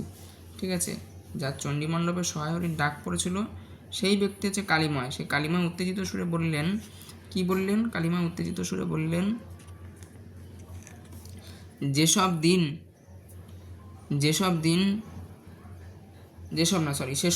ঠিক আছে, সেসব দিন কি আর আছে ভায়া? সেসব দিন কি আর আছে ভায়া? এই ধরো কেষ্ট মুখুজ্জে স্বভাব, তো কী বলছে, এই ধরো কেষ্ট মুখুজ্জে। কে বলছে এই কথাটা? কালীময় বলছে। এটা তো কালীময় কি বলছে? বলছে সেসব দিন কি আর আছে ভাইয়া? বলছে এই ধরো কেষ্ট মুখুজ্জে স্বভাব নইলে পাত্র দেবে না, স্বভাব নইলে পাত্র দেবে না। এই করে করে যে আমরা লোকে বলি না যে ভালো স্বভাবের ছেলে না হলে আমরা বিয়ে দেবো না, তাই বলছে যে কেষ্ট মুখুজ্জে স্বভাব নইলে পাত্র দেবে না, স্বভাব নইলে পাত্র দেবে না করে করে কি কাণ্ডটাই করলে অবশেষে কি না হরির ছেলেটাকে ধরে পড়ে মেয়ের বিয়ে দেয় তবে রক্ষাটে। তো কি অবশেষে কিনা হরির ছেলেটাকে ধরে পড়ে, কার ছেলে? হরির ছেলেটাকে ধরে পড়ে মানে পায়ে পড়ে আমরা যাকে বলি, মেয়ের বিয়ে দেয় তবে রক্ষা। আর কি স্বভাব রাম বলো, 7 পুরুষে ভঙ্গ, 50 শ্রেয়স, না সরি শ্রোত্রিয়, তাই তো 50 শ্রোত্রিয়। ঠিক আছে, কী বলছে? বলছে যে 7 পুরুষে ভঙ্গ। এই লাইনগুলো থেকে কোনো তেমন কাজের প্রশ্ন আসে না। এক হচ্ছে কালীময়ের চণ্ডী মণ্ডপে এসে হয়েছিল, মিটিং বসেছিল আর কি, যাকে বলে ডাক পড়েছিল সহায় হরির। সেখানে সংক্ষিপ্ত ভূমিকা ফাঁদিবার পরে কালীময় উত্তেজিত সুরে বললেন, কি বললেন? সেসব দিন কি আর আছে ভাইয়া? কোন সব দিন? কেষ্ট মুখুজ্জে। কার কথা বলছে? এইটা কিন্তু ইম্পর্টেন্ট প্রশ্ন। কার কথা বলছে? কেষ্ট মুখুজ্জে। ঠিক আছে, কেষ্ট মুখুজ্জে স্বভাব নইলে পাত্র দেবো না, স্বভাব নইলে পাত্র দেবো না করে করে কি কাণ্ডটাই না করলে অবশেষে কিনা হরির ছেলেটা, কার কথা? কেষ্ট মুখুজ্জের কথা। সে কার সাথে মেয়ের বিয়ে দিয়েছিল? হরির ছেলের সাথে। অবশেষে কিনা হরির ছেলেটা ধরে পড়ে মানে হরির ছেলেটার পা ধরে পায়ে পড়ে, সেই অর্থে ধরে পড়ে মেয়ের বিয়ে দেয় তবে রক্ষা। তার কি স্বভাব? বলছে তার স্বভাবটা এমন কি ভালো বলো? তারও তো স্বভাব খারাপ। তার কি স্বভাব? রাম বলো, রাম বলো মানে ছি ছি, রাম রাম আমরা যে বলি না, তাই বলছে রাম বলো। সাত পুরুষে ভঙ্গ, পচা শ্রেয়সী, শ্রেয়ত্রী, ঠিক তো। সাত পুরুষে ভঙ্গ মানে সাত পুরুষে কারোরই স্বভাব চরিত্র কিন্তু ভালো না। পচা শ্রেয়ত্রী মানে একদম পচা ফল, বাজে স্বভাবের লোক। তারপরে বলছে কি বলছে, পরে সুর নরম করিয়া বললেন, তা সমাজের সব যেসব শাসনের মানে শাসনের দিন কি আর আছে, বলছে তা সমাজের সেসব শাসনের দিন কি আর আছে। সেসব শাসন মানে ওই যে মেয়েকে বিয়ে না দিলে এক ঘরে করে দেওয়া হবে, জোর করে বিয়ে দিতে হবে, এইসব শাসন, ঠিক আছে। সমাজে সেসব শাসনের দিন কি আর আছে। দিন দিন যাচ্ছে, বেশি দূরে যায় কেন, এই তো বলছে দিন দিন যাচ্ছে, অর্থাৎ দিন দিন চলে যাচ্ছে মানে হচ্ছে দিন দিন সব শাসন আরও নষ্ট হয়ে যাচ্ছে, বেশি দূরে যায় কেন। এই যে তোমার মেয়েটা 13 বছরের, এখানে কিন্তু একটা টুইস্ট আছে। মেয়েটা 13 বছরের, এটা কে বলছে? এটা বলছে হচ্ছে আমাদের কালীময় বাবু, তার চণ্ডী মণ্ডপে বসে। মেয়েটা 13 বছরের। আর আগে যদি আমরা দেখি, আগে এখানে মেয়ের বয়স কত? 15 বছর। 8 পাতায় আমরা দেখছি এখানে দেওয়া মেয়ের বয়স 15 বছর। আর এইখানে বলেছে যে স্বর নাবাইয়া বলিলেন, কে? অন্নপূর্ণা হঠাৎ স্বর নাবাইয়া বললেন, হলো যে 15, বাইরে কমিয়ে বলে বেড়ালে কি হবে, লোকের চোখ নেই। এই যে বাইরে কমিয়ে বলে বেড়ালে কি হবে, লোকের চোখ নেই। আর এইখানে এটা অন্নপূর্ণা বলেছে, অ্যাকুরেট বয়স কত? 8 বছর। আর এইখানে এই কে বলছে? কালীময় বাবু কি বলছে, এই যে তোমার মেয়েটা 13 বছরের। অর্থাৎ কালীময় বাবুরা কিন্তু সবাই জানে মেয়ের বয়স 13 বছর, কিন্তু অ্যাকচুয়ালি হয়েছে কত? 15 বছর। বলছে এই যে তোমার মেয়েটা 13 বছরের। সহায় হরি বাধা দিয়ে বলল, এই শ্রাবণের 13, অর্থাৎ এখনও 13 হয়নি, এই আগামী শ্রাবণ মাসে 13 হবে। তাহলে অ্যাকচুয়ালি বলার টাইপটা কি এখানে যেটা বলতে চাইছে, বলছে যে কালীময়ের চণ্ডী মণ্ডপে বিকেলবেলা সহায় হরির ডাক পড়েছে। আগেই বলা হয়েছে কালীময়ের চণ্ডী মণ্ডপে মিটিং বসবে, সেখানে সহায়রীকে একঘরে করা হবে। সেখানে কালীময় বাবু কী করলো, কিছু সংক্ষিপ্ত ভূমিকা ফাঁদলো, অর্থাৎ কিছু সংক্ষিপ্ত কথা বললো। সংক্ষিপ্ত ভূমিকা ফাঁদার পর তিনি কি বলছে, সংক্ষিপ্ত ভূমিকা ফাঁদার পর উত্তেজিত সুরে বলিল। কীরকম সুরে? উত্তেজিত সুরে। ঠিক তো, সংক্ষিপ্ত ভূমিকা ফাঁদার পরে উত্তেজিত সুরে কহিলেন, কি কি কি কহিলেন, সেসব দিন কি আর আছে ভায়া? বলছে সেই সব দিন কি আর আছে? কোন সব দিন? বলছে এই ধরো কেষ্ট মুখুজ্জে। কার কথা বলছে? কেষ্ট মুখুজ্জের কথা। এই ধরো কেষ্ট মুখুজ্জের স্বভাব ভালো না হলে পাত্রী দেবে না, স্বভাব ভালো না হলে মানে পাত্র দেবে না, স্বভাব ভালো না হলে পাত্র দেবে না করে করে, অর্থাৎ ভালো স্বভাবের পাত্র না হলে বিয়ে দেবে না করে কি কাণ্ডটাই না হলো। অবশেষে হরির ছেলেটার হাতে পায়ে ধরে মেয়েকে বিয়ে দিতে হলো। সেরও বা কী স্বভাব, সাত পুরুষে ভঙ্গ, পচা শ্রোত্রিয়, সেই বলছে, অর্থাৎ একদম বাজে বংশ, বাজে জাত, 7 পুরুষ ধরে বাজে জাত, তার সাথে শেষে বিয়ে দিতে হলো। স্বভাব ভালো না হলে মেয়ের বিয়ে দেবে না, ভালো স্বভাবের ছেলের সাথে দেবে করে। তারপরে বলছে নরম সুর করিয়া বলল, এখন আর সমাজের সেই শাসন কি আছে? অর্থাৎ সমাজে কিন্তু এখন আর সেই শাসন নেই। দিন চলে যাচ্ছে, দিন দিন চলে যাচ্ছে, দিন দিন চলে যাচ্ছে মানে যতই দিন দিন চলে যাচ্ছে মানে যত দিন যাচ্ছে শাসন ব্যবস্থা, সমাজে ব্রাহ্মণদের শাসন ব্যবস্থা আরও কিন্তু তলানিতে ঠেকছে। বেশি দূরে যাই কেন, এই যে তোমার মেয়েটা 13 বছরের। বলছে বেশি দূরে যেতে হবে না, তুমি নিজেকেই দেখো, এই যে তোমার মেয়েটা 13 বছরের। সহায়হরি বাধা দিয়ে বলল, এই বলতে গেলেন এই শ্রাবণে 13, অর্থাৎ সহায়হরি কী বললো, বলছে এখনও 13 হয়নি, আগামী শ্রাবণে হবে। আহা, 13 আর 16 তফাৎ কিসে শুনি? এটা কে বলছে? বলছে হচ্ছে কালী প্রসন্ন বাবু। কালী প্রসন্ন তো, হ্যাঁ কালী প্রসন্ন বাবু, না কালী প্রসন্ন না, কালীময় বাবু বোধহয়, হ্যাঁ কালীময় বাবু। বলছে কি কালীময় বাবু, ঠিক আছে। বলছে আহা, 13 আর 16-তে পার্থক্য কি শুনি? অর্থাৎ 13ও যা, মেয়ে মানুষের 13ও যা, 16ও তাই। চাই 50ই হোক, তাতে আমাদের তো দরকার নেই, সে তোমার হিসেব তোমার কাছে, কিন্তু পাত্রর আশীর্বাদ হয়ে গেল, তুমি বেঁকে বসলে। কী জন্য শুনি? বলছে পাত্রের সঙ্গে, অর্থাৎ পাত্রের সাথে আশীর্বাদ হয়ে গেল, কিন্তু তারপর তুমি বেঁকে বসলে। কী জন্য শুনি? ও তো একরকম উৎসুকু করা মেয়ে। বলছে ও তো একরকম উৎসুকু করা মানে হচ্ছে উৎসর্গ করা মেয়ে। ও তো একরকম উৎসর্গ করা মেয়ে। আশীর্বাদ হওয়াও যা, বিয়ে হওয়াও তা, 7 পাকে যা বাকি। এই তো সমাজে বসে এসব কাজগুলো তুমি যে করবে আর আমরা বসে বসে দেখব, এ তুমি মনে ভেবো না, অর্থাৎ বলছে যে তুমি ভেবো না যে সমাজে বসে বসে তুমি এরকম কাজ করবে আর আমরা সেগুলো দেখব। সমাজের বামুনদের যদি জাত মারবার ইচ্ছে না থাকে, মেয়ের বিয়ের বন্দোবস্ত করে ফেলো। পাত্তর রাজপুত্তুর না হলে পাত্তর রাজপুত্তুর না হলে পাত্তর মেলে না। গরিব মানুষ দিয়ে থুয়ে পারবে না বলেই শ্রীকান্ত মজুমদার বলছে, গরিব মানুষ দিতে থুতে পারবে না বলেই, অর্থাৎ দিতে দিতে পারবে না মানে হচ্ছে পণ দিতে পারবে না, গরিব মানুষ দিতে থুতে পারবে না বলেই শ্রীকান্ত মজুমদারের ছেলেকে ঠিক করে দিলাম। লেখাপড়া নাই বা জানলো, জজ ম্যাজিস্ট্রেট নাই বা হলে, জজ ম্যাজিস্ট্রেট না হলে কি মানুষ হয় না? দিব্যি বাড়ি বাগান বাড়ি, মানে দিব্যি বাড়ি বাগান পুকুর, শুনলাম নাকি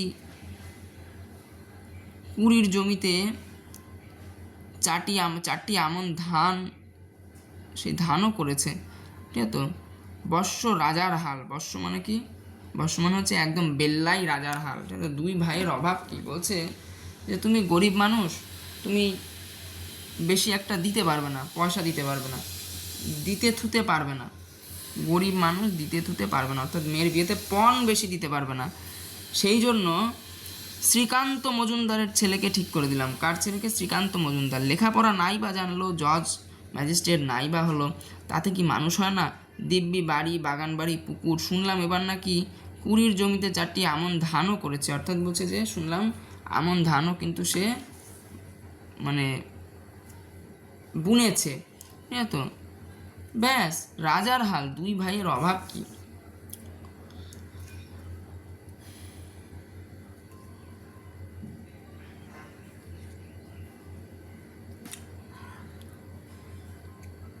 বলছে ইতিহাসটা হইতেছে এই যে মণিগায়ের উক্ত মজুমদার মহাশয়ের পুত্রটি কালীময়েরই ঠিক করিয়া দেন, এটা তো কালীময়রাই ঠিক করিয়া দেন। তাহলে কে?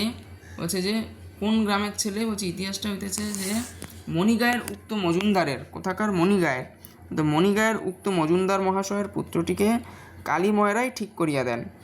কেন কালীময়ের মাথা ব্যথা করিয়া সহায় হরির মেয়ের বিয়ের সম্বন্ধ মজুমদার মহাশয়ের ছেলের সাথে ঠিক করিতে গেলেন, তাহার কারণ নির্দেশ করিতে যাইয়া কেহ বলেন কালীময় নাকি মজুমদার মহাশয়ের কাছ থেকে অনেক টাকা ধার নিয়েছিলেন, অনেক দিনের সুদ পর্যন্ত বাকি, শীঘ্র নালিশ হইবে ইত্যাদি। এ গুজব যে শুধু অবান্তর তাহাই নহে, ইহার কোনো ভিত্তি আছে বলিয়াও মনে হয় না। ইহা দুষ্ট পক্ষের রটনা মাত্র। যাহাই হোক, পাত্রপক্ষ আশীর্বাদ করিয়া যাওয়ার দিন কত পরে সহায় হরি টের পান পাত্রটি কয়েক মাস পূর্বে নিজের গ্রামে কি একটা করিবার ফলে গ্রামের এক কুম্ভকার বধূর আত্মীয় স্বজনের হাতে বেদম প্রহার খাইয়া কিছুদিন নাকি শয্যাগত ছিল। এরকম পাত্রে মেয়ের বিয়ে দেবার প্রস্তাব মনপ্লুত না হওয়ায় সহায় হরি সে সম্বন্ধ ভাঙিয়া দেন। অর্থাৎ গ্রামের কোনো এক কুম্ভকার বউ, কুম্ভকার মানে হচ্ছে যে মানে মাটির পাত্র বানায়, কুমোর, সেই কুমোরের একটা বউয়ের সাথে কিছু একটা করেছে, অর্থাৎ এক প্রকারের পরক্রিয়া করা যাকে বলে, সেটা করেছে। তার ফলে গ্রামের লোকের হাতে কিন্তু সে বেদম প্রহার খেয়েছে।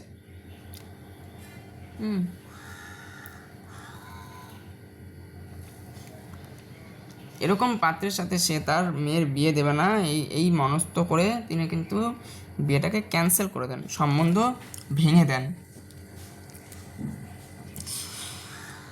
2 দিন পরের কথা, সকালে উঠিয়া সহায় হরি উঠোনে বাতাবি লেবু গাছের ফাঁক দিয়া যেটুকু নিতান্ত কচি রাঙা রৌদ্র আসিয়াছিল, তাহারই আতপে বসিয়া আপন মনে তামাক টানিতেছিল। বড় মেয়ে খেন্তি আসিয়া চুপি চুপি বলিল, বাবা যাবে না, মা ঘাটে গেল। তাহলে কে? বড় মেয়ে। কবে? এর 2 দিন পরে। আগে যেই দিন চণ্ডীমণ্ডপে ডাকলো, ডেকে ওকে এই সমস্ত কথা বললো যে মেয়েকে বিয়ে দিতে হবে, নইলে কিন্তু আমরা ছেড়ে দেব না, মেয়ের আশীর্বাদ হয়ে গেছে, ও উৎসর্গ করা মেয়ে, এই সমস্ত কথা যখন বললো, তার ঠিক 2 দিন পরে একদিন খেন্তি এসে কি করছে না, সহায় হরিকে চুপি চুপি বলছে যে বাবা যাবে না, মা ঘাটে গেল। সহায় হরি কী করছিল? আতপে বসিয়া তামাক টানিতেছিল। সহায়হরি কী করছিল? তামাক টানছিল। সহায়হরি একবার বাড়ির চারপাশে ঘাটের পাথরের দিকে কি জানি কেন চাহিয়া দেখিল, পরে নিম্নস্বরে বলিল, যা শিগগিরই শাবলখানা নিয়ে আয় দেখি।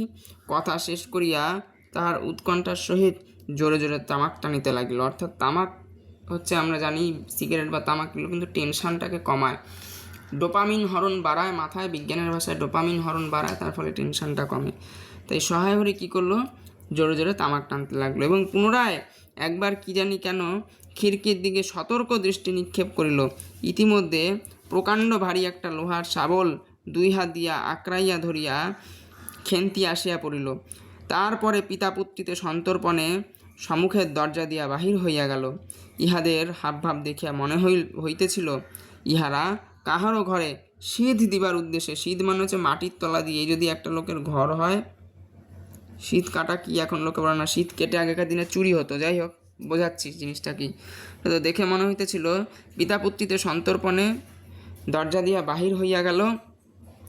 ইহাদের ভাব দেখিয়া মনে হইতেছিল ইহারা কাহারও ঘরে শীত দিবার উদ্দেশ্যে চলিয়াছে। শীত কাটা হচ্ছে, এই ধরা যাক একটা মানুষের ঘর,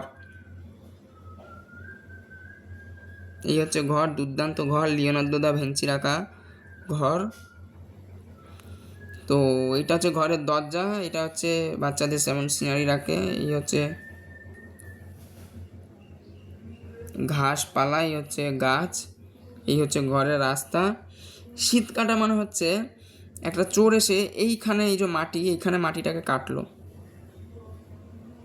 এই কালিতে দেখাই, এইখানে মাটিটাকে কাটলো, মাটিটা কেটে এইখান থেকে মাটির তলায় ঢুকলো, মাটির তলায় ঢুকে এখান থেকে টানেল করলো, টানেল করতে করতে ঘরে গিয়ে এইখানে টানেলটা তুললো চুপি চুপি। তখন তো মাটির ঘরের মাটিটাও ছিল মাটির মাটি। এবার এইখান থেকে চোর ঢুকলো, এই টানেল দিয়ে ঢুকে এখানে গেল, এইখান থেকে, ঠিক আছে, এইখান থেকে চোর ঢুকলো, এই টানেল দিয়ে গেল, গিয়ে এখানে উঠলো, উঠে ঘরের মাল চুরি করলো, চুরি করে আবার এইখান থেকে নামলো, নেবে এই টানেল দিয়ে এসে এখান দিয়ে বেরিয়ে গেল, বেরিয়ে সে তার মতো যেখানে পারলো সেখানে গেল। একে বলে যে শীত কাটা। তো যাই হোক, ওদের হাবভাব দেখে মনে হচ্ছিল যেন ওরা কারোর বাড়িতে শীত কাটতে যাচ্ছে, ঠিক আছে। তো তার পরের পেজে আমরা দেখি কী বলছে, অন্নপূর্ণা স্নান করিয়া সবে কাপড় ছাড়িয়া উনুন ধরাইবার জোগাড় করিতেছে। তাহলে অন্নপূর্ণা কী করেছে? বলছে স্নান করিয়া সবে কাপড় ছাড়িয়া উনুন ধরাইবার জোগাড় করিতেছে, ঠিক আছে। মুখুজ্জে বাড়ির ছোট কুকি দুর্গা আসিয়া বলিল, খুড়িমা, মা বলে, মা না বলছে খুড়িমা, মা বলে দিলে খুড়িমাকে গিয়ে বল, মা ছোবে না বলে তুমি আমাদের নবান্ন মেখে আর ইতুর ঘটগুলো বার করে দিয়ে আসবে। ঠিক আছে। তো কী বলছে? বলছে যে কোন বাড়ি? মুখুজ্জে বাড়ি। মুখুজ্জে বাড়ির ছোটো মেয়ে দুর্গা। কে? মুখুজ্জে বাড়ির ছোটো মেয়ে। সে কী বলছে? এসে বলছে খুড়িমা, খুড়িমা মানে কাকিমা, খুড়িমা মা বলে দিল খুড়িমাকে বল গে, খুড়িমাকে বল মানে খুড়িমাকে গিয়ে বল। বলছে মা বলে দিল খুড়িমাকে গিয়ে বল। কি বলতে? যে মা ছোবে না, তুমি আমাদের নবান্নটা মেখে আর ইতুর ঘটগুলো বার করে দিয়ে আসবে। বলছে মা ছোবে না, মায়ের কোনো একটা কারণ, হয়তো কোনো অসুখ লেগেছে বা শরীর খারাপ হয়েছে বা কিছু সমস্যা হয়েছে, সেই কারণে তার মা ছোবে না। নবান্ন হচ্ছে পুজো, মানে প্রথম হেমন্তকালে প্রথম ধান কাটার পরে নবান্ন করে ভগবানের উদ্দেশ্যে ধান দেওয়া হয়, ঠিক আছে, একটা বিশেষ ধরনের পুজো। বলছে এই পুজোতে যে ধানটা, চালটা আর ইতুর ঘটগুলো, ওখানে যে ঘট বসা সেগুলো ইতুর ঘট, সেগুলো মা ধরবে না। তা মা বলল যে মা ছোবে না, তুমি আমাদের নবান্নটা মেখে আর ইতুর ঘটগুলো বার করে দিয়ে আসবে। মুখুজ্জে বাড়ি ওপাড়ায় যাইবার পথে বা ধারে এক জায়গায় শেওড়া, ভাটবন, রাংচাল। বলছে কি মুখুজ্জে বাড়ি, মুখুজ্জে বাড়ি ওপাড়ায়। মুখুজ্জে বাড়িটা কোথায়? মুখুজ্জে বাড়ি ওপাড়ায়, অর্থাৎ পাশের পাড়ায়। মুখুজ্জে বাড়ি ওপাড়ায় যাইবার পথের বা ধারে, অর্থাৎ যাওয়ার যে পথ তার বা দিকে এক জায়গায় শেওড়া, বনভাট, রাংচিতা, বনচালতা, এই সমস্ত গাছের ঘন বন, শীতের সকালে এক প্রকার পাতা মানে লতা পাতার ঘন গন্ধ বন হইতে বাহির হইতেছে। কখন? শীতের সকালে। হেমন্তকালে তখন মোটামুটি, হেমন্তর পরে শীত পড়ে যদিও, কিন্তু হেমন্তকালে তখন মোটামুটি এক প্রকার শীত কিন্তু পড়েই যেত, ঠিক আছে। শীতের সকালে কি হচ্ছে না, এক প্রকার লতাপাতার গন্ধ বন হইতে বাহির হইতেছিল।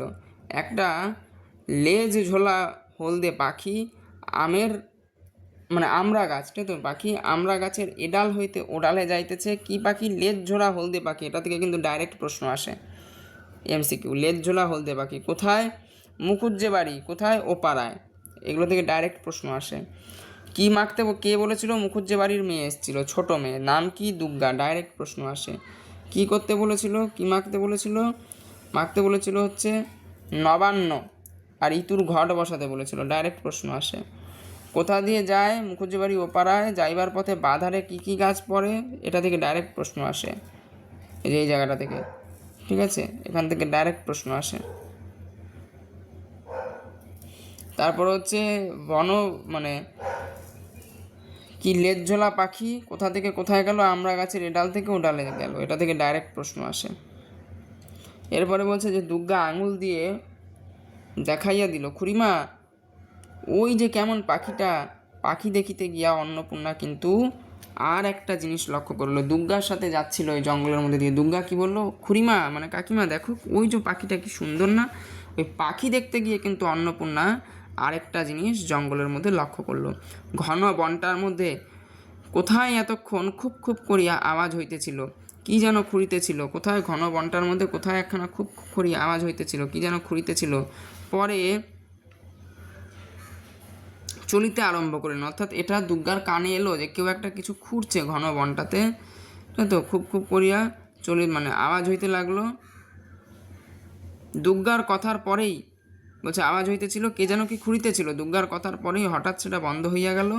অন্নপূর্ণা সেখানে খানিকক্ষণ থমকাইয়া দাঁড়াইলেন, পরে চলিতে আরম্ভ করিলেন। তাহার খানিক দূর যাইতে বনের মধ্যে পুনরায় খুব খুব শব্দ আরম্ভ হইল। কাজ করিয়া ফিরিয়া অন্নপূর্ণার কিছু বিলম্ব হইল না। বাড়ি ফিরিয়া দেখিলেন কাজ করিয়া ফিরিতে অন্নপূর্ণার কিছু বিলম্ব হইল না। বাড়ি ফিরিয়া দেখিলেন খেন্তি উঠোনের রৌদ্রে বসিয়া তেলের বাটির সম্মুখে লইয়া খোপা খুলিতেছে। তিনি তীক্ষ্ণ দৃষ্টিতে মেয়ের দিকে চাহিয়া দেখিয়া বলিলেন, এখনও নাইতে যাসনি যে? নাইতে মানে স্নান করতে। কোথায় ছিলি এতক্ষণ? ঠিক আছে, খেন্তি কোথায় ছিলি এতক্ষণ? এবারে এর প্রেক্ষাপট আমরা পরের এই পুরো জায়গাটাতে দেখব। কি বলছে? খেন্তি তাড়াতাড়ি উত্তর দিল, এই যে মা, এক্ষুনি যাব আর আসবো। কি বলছে? বলছে এই যে মা, এক্ষুনি যাব আর আসবো। খেন্তি স্নান করতে যাইবার একটুখানি পরেই সহায় হরি সোৎসাহে 15-16 সের ভারী, 15-16 সের ভারী। কতটা ভারী? 15-16 সের ভারী একখানি মেটে আলু ঘাড়ে করিয়া কোথা হইতে আসে উপস্থিত হইলেন, এবং সম্মুখে স্ত্রীকে দেখিয়া কৈফিয়তের দৃষ্টিতে সেই দিকে উঠিলেন। চাহিয়াই, এটা তো কৈফিয়তের দৃষ্টিতে সেই দিকে চাহিয়াই বলিয়া উঠিলেন, ওই ওপাড়ার ময়সা চৌকিদার রোজই বলে, কর্তা ঠাকুর তোমার বাপ থাকতে তবু মাসে মাসে এদিকে তোমাদের পায়ের ধুলো পড়তো, তো আজকাল তো তোমরা আর আসো না। এই বেড়ার গায়ে, বেড়া মানে হচ্ছে জাতেউনি বেড়া, ঠিক আছে, এই বেড়া হচ্ছে একটা গোয়ালা জাত। এই বেড়ার গায়ে, আমি যতদূর জানি, তথ্যটা ভুলও হতে পারে, কিন্তু বেড়া হচ্ছে একটা মেদিনীপুরি মেনলি জাত। যাই হোক, এই বেড়ার গায়ে মেটে আলু, ও না সরি, ভেরি সরি, এখানে বেড়া না, এখানে বেড়া বলা হয়েছে। সরি, তথ্যটার জন্য ভেরি সরি। যাই হোক, এই বেড়ার গায়ে মেটে আলু করে রেখেছি মানে বুনে রেখেছে। তা দাদা ঠাকুর বরং ড্যাশ ড্যাশ ড্যাশ মানে দাদা ঠাকুর বরং এটা নিয়েই যান, এই অর্থে। এটা তো অন্নপূর্ণা স্থির দৃষ্টিতে স্বামীর দিকে চাহিয়া বলিলেন, বরজপোতার বনের মধ্যে বসে খানিক আগে কি করছিলে শুনি? সহায় হরি অবাক হইয়া বলিলেন, আমি? না, আমি কখনো না। আমি এই তো আমি সহায় হরির ভাব দেখিয়া, এই তো আমি ড্যাশ ড্যাশ ড্যাশ মানে আরও কিছু বলতে নিচ্ছে। সহায় হরির ভাব দেখিয়া মনে হইতেছিল তিনি এই মাত্র যেন আকাশ থেকে পড়িলেন। ঠিক আছে, সহায় হরির ভাবটা কিন্তু খুব মজাদার ভাব ছিল। তিনি যেন এই মাত্র আকাশ থেকে পড়লেন, এরকম একটা ভাব। অবাক হয়ে যাচ্ছেন উনি একদম। একটা অবাকের স্মাইলি এঁকে দিই যদি পারি। লিওনার্দো দা ভিঞ্চির স্মাইলি, তোমরা দয়া করে এর বিচার করো না। তো তিনি এইমাত্র অবাক হইয়া গেলেন, একদম আকাশ থেকে পড়লেন। অন্নপূর্ণা পূর্বের মতোই স্থির দৃষ্টিতে স্বামীর দিকে চাহিয়া রইলেন। চুরি তো করবেই, 3 কাল গিয়েছে, 1 কাল আছে, মিথ্যা কথাগুলো আর এখন বলো না, আমি সব জানি। মনে ভেবেছিলে আপদ ঘাটে গেছে, আর কি। দুর্গার মা ডেকে পাঠিয়েছিল, ও পাড়ায় যাচ্ছি, শুনলাম বরজপোতার বনের মধ্যে কী সব খুব খুব শব্দ। তখনই বুঝতে পেরেছি, সারা পেয়ে শব্দ বন্ধ হয়ে গেল। যেই আবার খানিক দূরে গেছিলাম, আবার দেখি শব্দ।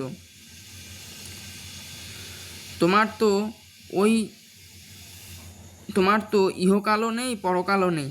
চুরি করতে, ডাকাতি করতে, যা করতে ইচ্ছা হয় করো, কিন্তু মেয়েটাকে আবার এর মধ্যে নিয়ে গিয়ে ওর মাথা খাওয়া কিসের জন্য?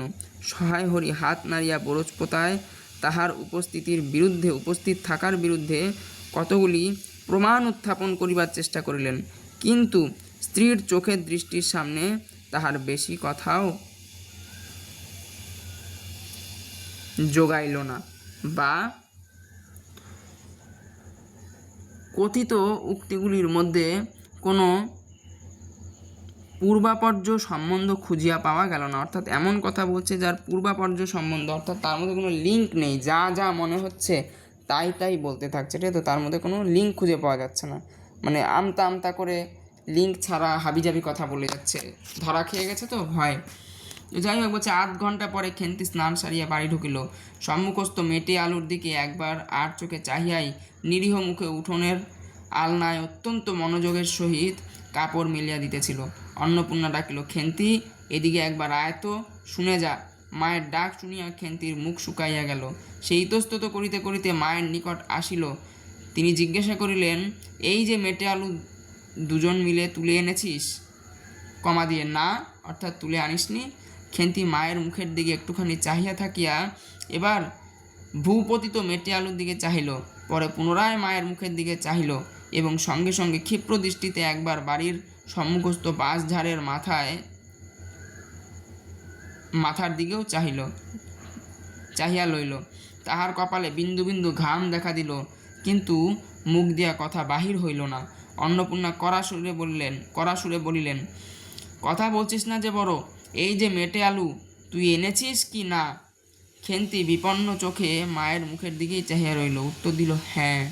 অন্নপূর্ণা তেলে বেগুনে জ্বলিয়া উঠিয়ে বলিলেন, দুটো কিন্তু আলাদা কথা। আগে একটা জায়গায় ছিল অন্নপূর্ণা তেলে বেগুনে জ্বলিয়া উঠিলেন, ওখান থেকে কিন্তু প্রশ্ন আসবে।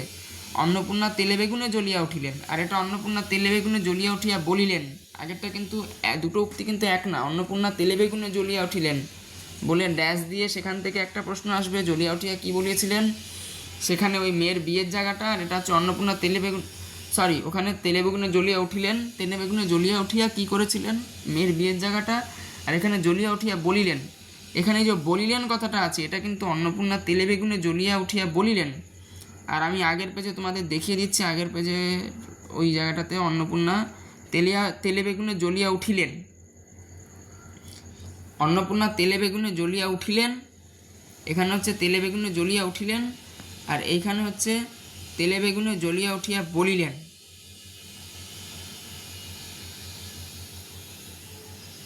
কোথায় গেল লাইনটা?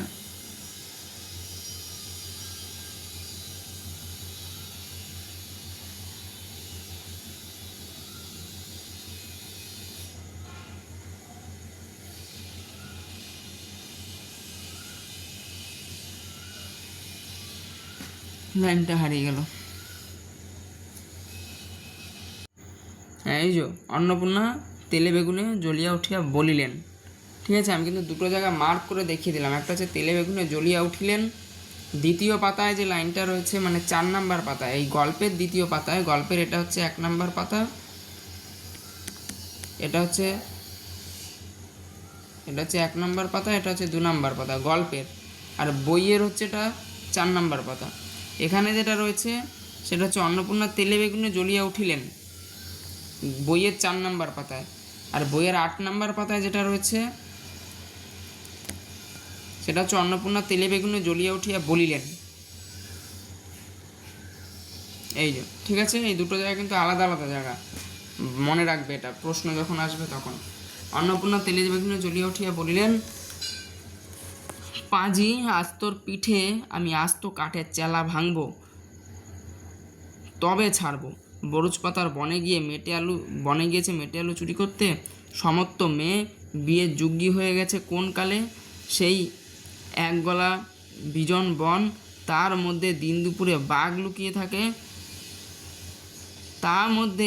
তার মধ্যে থেকে পরের আলু নিয়ে এলে তুলে বলছে পরের আলু নিয়ে এলো তুলে, অর্থাৎ বলছে যে এমন একটা গহন বন, গভীর বন, যেখানে কিনা বাঘ লুকিয়ে থাকে, লোকে যেতে ভয় পায়, এরকম একটা জায়গা থেকে তুমি আলু চুরি করতে গেছো। তোমার বিয়ের বয়স হয়ে গেছে, সমস্ত মেয়ে বাঘ লুকিয়ে থাকা বনে তুমি আলু চুরি করতে যাও, এত ডান পিঠে তুমি। তো এই বলে বলছে যে তোমার পিঠে চেলা কাঠ ভাঙবো আমি। ঠিক আছে, বলছে যে যদি গোসাইরা চৌকিদার ডেকে তোমায় ধরিয়ে দিত, তবে তোমার কোন শ্বশুর এসে তোমায় বাঁচাতো? আমার জোটে খাবো, না জোটে না খাবো, তাই বলে পরের জিনিসে হাত। বলছে গোসাইদের বনে যে গেছো, ঠিক আছে, বরজপোতার বনে, সেই বরজপোতার বনের মালিক যারা গোসাইরা, তাদের তো ওই বরজপোতার বন মানে বরজপোতার যে জমিটা যেখানে বন হয়ে রয়েছে, তার মালিক হচ্ছে গোসাইরা। সেই জমি থেকে মেটে আলু তুলে এনে চুরি করে আনছো দিনে দুপুরে। গোসাইরা যদি চৌকিদার ধরিয়ে দিত, তাহলে কে বাঁচাতো? তোমার কোন শ্বশুর এসে তোমায় বাঁচাতো, অর্থাৎ কে বাঁচাতো, সেই অর্থে বলছে আমার জোটে খাবো, না জোটে না খাবো, তাই বলে পরের জিনিসে হাত কেন? এই মেয়ে নিয়ে আমি কি করব মা? অর্থাৎ মা কালীকে বলছে বা ভগবানকে বলছে, হে মা, আমি এ মেয়ে নিয়ে কী করবো? কিন্তু 2-3 দিন পরে একদিন বৈকালে ধুলো মাখা মাটি হাতে খেন্তি মাকে আসিয়া বলল, মা দেখবে এসো। অন্নপূর্ণা গিয়া দেখিল ভাঙা পাঁচিলের ধারে যে ছোট খোলা জমিতে কতগুলো পাথরকুচি ও কণ্টকারী জঙ্গল হইয়াছিল, খেন্তি ছোট বন লইয়া সেখানে মহাসোৎসাহে তরকারির আওলাদ করিবার আয়োজন করিয়াছে এবং ভবিষ্যসম্ভাবী, অর্থাৎ ভবিষ্যতে সম্ভাবনা আছে এরকম ভবিষ্যসম্ভাবী নানাবিধ কাল্পনিক ফলমূলের অগ্রদূত স্বরূপ বর্তমানে কেবলমাত্র শীর্ণকায় পুঁইশাকের চারা কাপড়ের ফালির গ্রন্থিবদ্ধ হইয়া ফাঁসি হইয়া যাওয়া আসামির মতো ঊর্ধ্বমুখে একখণ্ড শুকনো কঞ্চির গায়ে ঝুলিয়া রইয়াছে। অত্যন্ত কঠিন লাইন, বুঝে না দিলে এটা বুঝবে না। কি বলছে? অন্নপূর্ণা গিয়া দেখলেন ভাঙা পাঁচিলের গায়ে, অর্থাৎ পাঁচিলটা ভাঙা পাঁচিলের ধারে যে ছোট খোলা জমিতে কতগুলি পাথরকুচি ও কণ্টকারীর জঙ্গল হইয়া রয়েছে। পাথরকুচি একটা গাছ, কণ্টকারী একটা গাছ, ওই জমিতে কি হয়ে রয়েছে? পাথরকুচি এবং কণ্টকারী গাছের জঙ্গল হয়ে রয়েছে। খেন্তি তার ছোট বোনকে সঙ্গে লইয়া, অর্থাৎ খেন্তি তার ছোট বোনকে সাথে নিয়ে মহাসোৎসাহে, অর্থাৎ মহা আনন্দে তরকারির আওলাদ করিবার আয়োজনে, অর্থাৎ তরকারির বাগান করবার আয়োজনে, তরকারির আওলাদ এই জায়গাটা, তরকারির আওলাদ করিবার আয়োজনে, অর্থাৎ তরকারির বাগান করিবার আয়োজনে, তরকারির আওলাদ করিবার আয়োজন করিতেছে ভবিষ্য সম্ভাবী নানাবিধ কাল্পনিক ফলমূলের অগ্রদূত স্বরূপ, অর্থাৎ ভবিষ্যতে নানান রকম ফল এবং মূলের গাছ সে বুনবে, তার কাল্পনিক অর্থাৎ কল্পনা করে রেখেছে এটা যে সে ভবিষ্যতে বুনবে। ভবিষ্য সম্ভাবী অর্থাৎ ভবিষ্যতে সম্ভাবনাময় নানাবিধ অর্থাৎ নানান রকমের কাল্পনিক ফলমূলের অগ্রদূত স্বরূপ বর্তমানে কেবলমাত্র একটি শীর্ণকায় পুঁইশাকের চারা কাপড়ের ফালির গ্রন্থবদ্ধ হইয়া বর্তমানে কেবলমাত্র একটি শীর্ণকায় পুঁইশাকের চারা, অর্থাৎ বর্তমানে কেবলমাত্র একটা শীর্ণকায় একটা সরু একটা পুঁইশাকের চারা কি হচ্ছে? কাপড়ের ফালির গ্রন্থিবদ্ধ, অর্থাৎ পুঁইশাকের চারা তো খুব নড়বড়ে হয়। পুঁইশাক হচ্ছে একটা লতানো গাছ, ওটা তো লতিয়ে পড়ে যাবে, ওটাকে ঊর্ধ্বমুখে তুলতে হবে। তাই একটা কাপড় দিয়ে ওটাকে ফালি দিয়ে, অর্থাৎ একটা ফাঁস দিয়ে, কাপড়ের ফাঁস দিয়ে বেঁধে রেখেছে। কাপড়ের ফালির গ্রন্থিবদ্ধ হইয়া ফাঁসি হইয়া যাওয়া আসামির মতো কাপড়ের ফাঁস দিয়ে পুঁই গাছের মাথাটাকে বেঁধে ঝুলিয়ে রেখেছে ওপর দিক থেকে কোনো একটা আংটা বা কিছুর সাথে, যাতে ওটা লেটকে না পড়ে, লতিয়ে না পড়ে। তো ওটাকে দেখে মনে হচ্ছে যেন একটা ফাঁসির আসামির গলায় দড়ি দিয়ে ঝোলানো। তাই বলছে একটা শীর্ণকায় পুঁইশাকের চারা, একটা সরু লিকলিকে পুঁইশাকের চারা কাপড়ের ফালির গ্রন্থিবদ্ধ হইয়া ফাঁসি হইয়া যাওয়া আসামির মতো ঊর্ধ্বমুখে একখণ্ড শুষ্ক কঞ্চির গায়ে ঝুলিয়া রহিয়াছে। ফলমূলাদির অবশিষ্ট আপাতত তার বড় মেয়ের মস্তিষ্কের মধ্যে অবস্থিতি করিতেছে, অর্থাৎ বলছে ফলমূলের অবশিষ্ট, সে যে একেবারে ফলমূলের বাগান বানাতে চায়, সেই বাকি ফলমূলগুলো কী হয়ে রয়েছে তার বরমের মাথার মধ্যে আপাতত মানে অবস্থিতি করিতেছে, অর্থাৎ তার মাথার মধ্যেই রয়েছে, ওগুলো তার মাথাতেই রয়েছে, মাথা থেকে এখনও জমিতে যায়নি। ঠিক আছে, যে ভবিষ্যতে হবে কখনো একটা ফলমূল সব কিছু হবে, তার মাথার মধ্যে এগুলো রয়েছে, কিন্তু অবস্থিতি করিতেছে, দিনের আলোয় এখনও এগুলো বাহির হয় নাই, অর্থাৎ তার মাথা থেকে এখনও বাইরে বের হয়নি। তারপরে বলছে অন্নপূর্ণা হাসিয়া বললেন, দূর পাগলি, এখন পুঁই ডাঁটার চারা পোতে কখনো? বর্ষাকালে পুঁততে হয়, এখন যে জল না পেয়ে মরে যাবে। খেন্তি বলল, কেন, আমি রোজ জল ঢালবো? তাহলে খেন্তি বলল কি, কেন আমি রোজ জল ঢালবো? অন্নপূর্ণা বললেন, দেখ, হয়তো বেঁচে যেতেও পারে। তাহলে এখানটাতে খেন্তি কি বলছে না, খেন্তি বলছে যে কেন আমি রোজ জল ঢালবো? অন্নপূর্ণা বলছে, দেখ, তাহলে হয়তো বেঁচে যেতেও পারে। আজকাল রাতে খুব শিশির হয়, খুব শীত পড়িয়াছে। তো কি বলছে, আজকাল রাতে খুব শিশির হয়, খুব শীত পড়িয়াছে। সকালে উঠিয়া সহায় হরি দেখিলেন তাহার দুই ছোট মেয়ে দোলাই গায়ে, তাহলে কি দোলাই, দোলাই মানে হচ্ছে কি, দোলাই মানে চাদর, তো দোলাই গায়ে বাঁধিয়া রোদ উঠিবার প্রত্যাশায় উঠোনে কাঠতলায় দাঁড়াইয়াছে। একটা ভাঙা ঝুড়ি করিয়া খেন্তি শীতে কাঁপিতেছে। তাহলে কি বলছে, বলছে একটা ভাঙা ঝুড়ি করিয়া খেন্তি কি করছে, শীতে কাঁপিতেছে, অর্থাৎ শীতে কাঁপছে।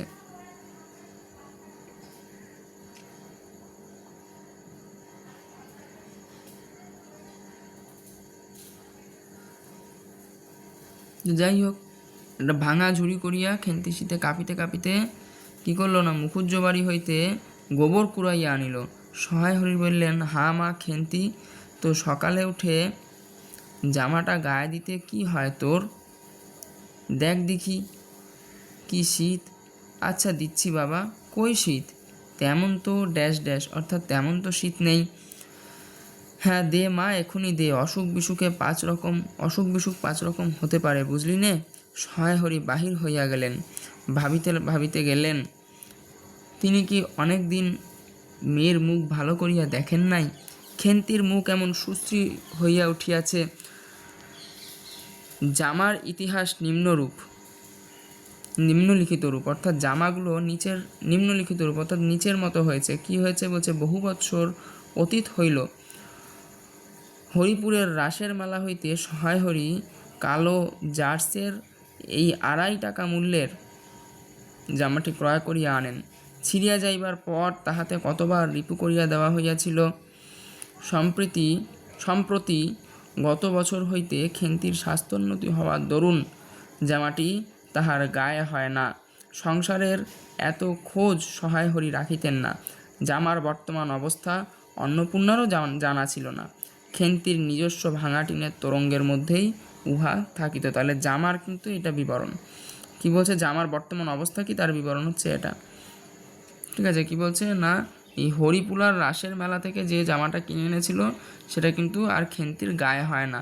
সেটা সহায় হরি জানতো না, কারণ সহায় হরি সংসারের দিকে তেমন তাকাতো না, সংসারের খোঁজ রাখতো না।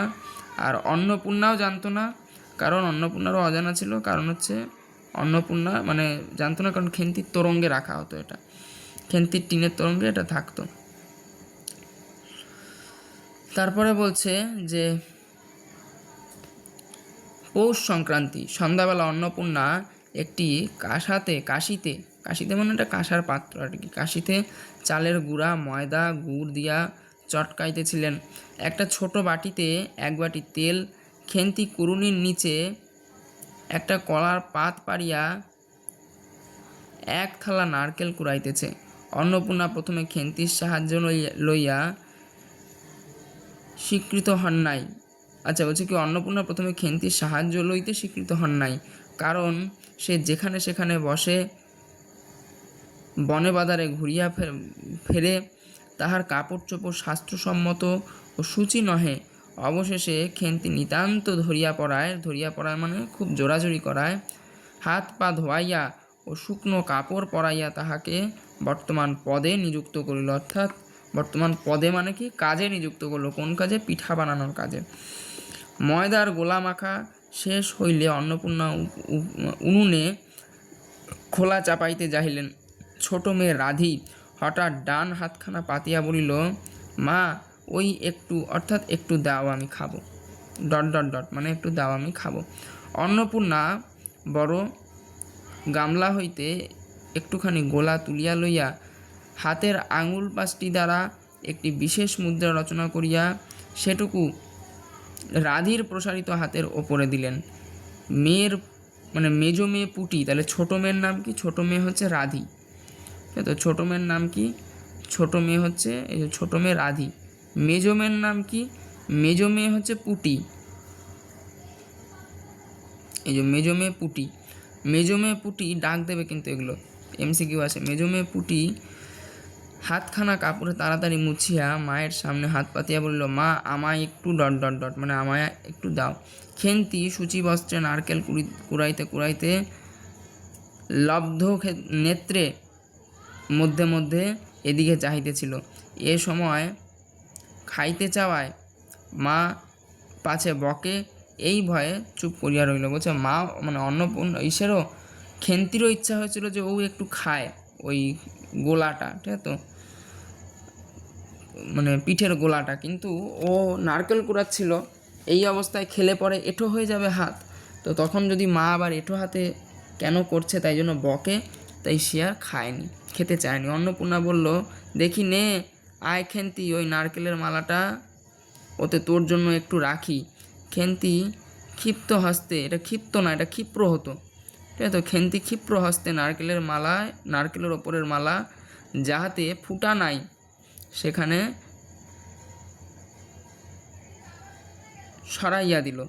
অন্নপূর্ণা তাহাতে একটু বেশি করিয়া গোলা ঢালিয়া দিলেন।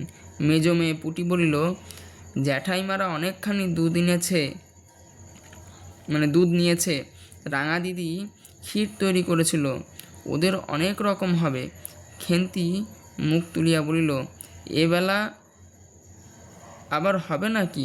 ওরা তো ওবেলা ব্রাহ্মণ নেমন্তন্ন করেছিল, সুরেশ কাকাকে আর ওপাড়ার তিনুর বাবাকে। ওবেলা তো পায়েস, ঝোলপুলি, মুখ তক্তি এইসব হয়েছে, ঠিক আছে। পৌষ পার্বণের দিনে ব্রাহ্মণ ভোজন করানো, পৌষ পার্বণ একটা পার্বণ বা একটা উৎসব, সেই দিনে ব্রাহ্মণ ভোজন করানো বিশেষ পুণ্যের কাজ বলে মনে করা হয়। তো মানে খেন্তি বলছে, খেন্তি মুখ তুলে বলছে যে এবেলাও আবার হবে নাকি, মানে এবেলাও আবার পিঠে পুলি হবে নাকি, যে বলছে অনেকটা দুধ এনেছে, দুধ দিয়ে ক্ষীর তৈরি হবে, সেই ক্ষীরের পিঠে হবে। তখন খেন্তি বলছে ওবেলাও তো ওরা ব্রাহ্মণ ভোজন করিয়েছে, মানে বোঝাতে চাইছে যে ওরা খুব ধনী অর্থবিত্ত লোক, ঠিক আছে।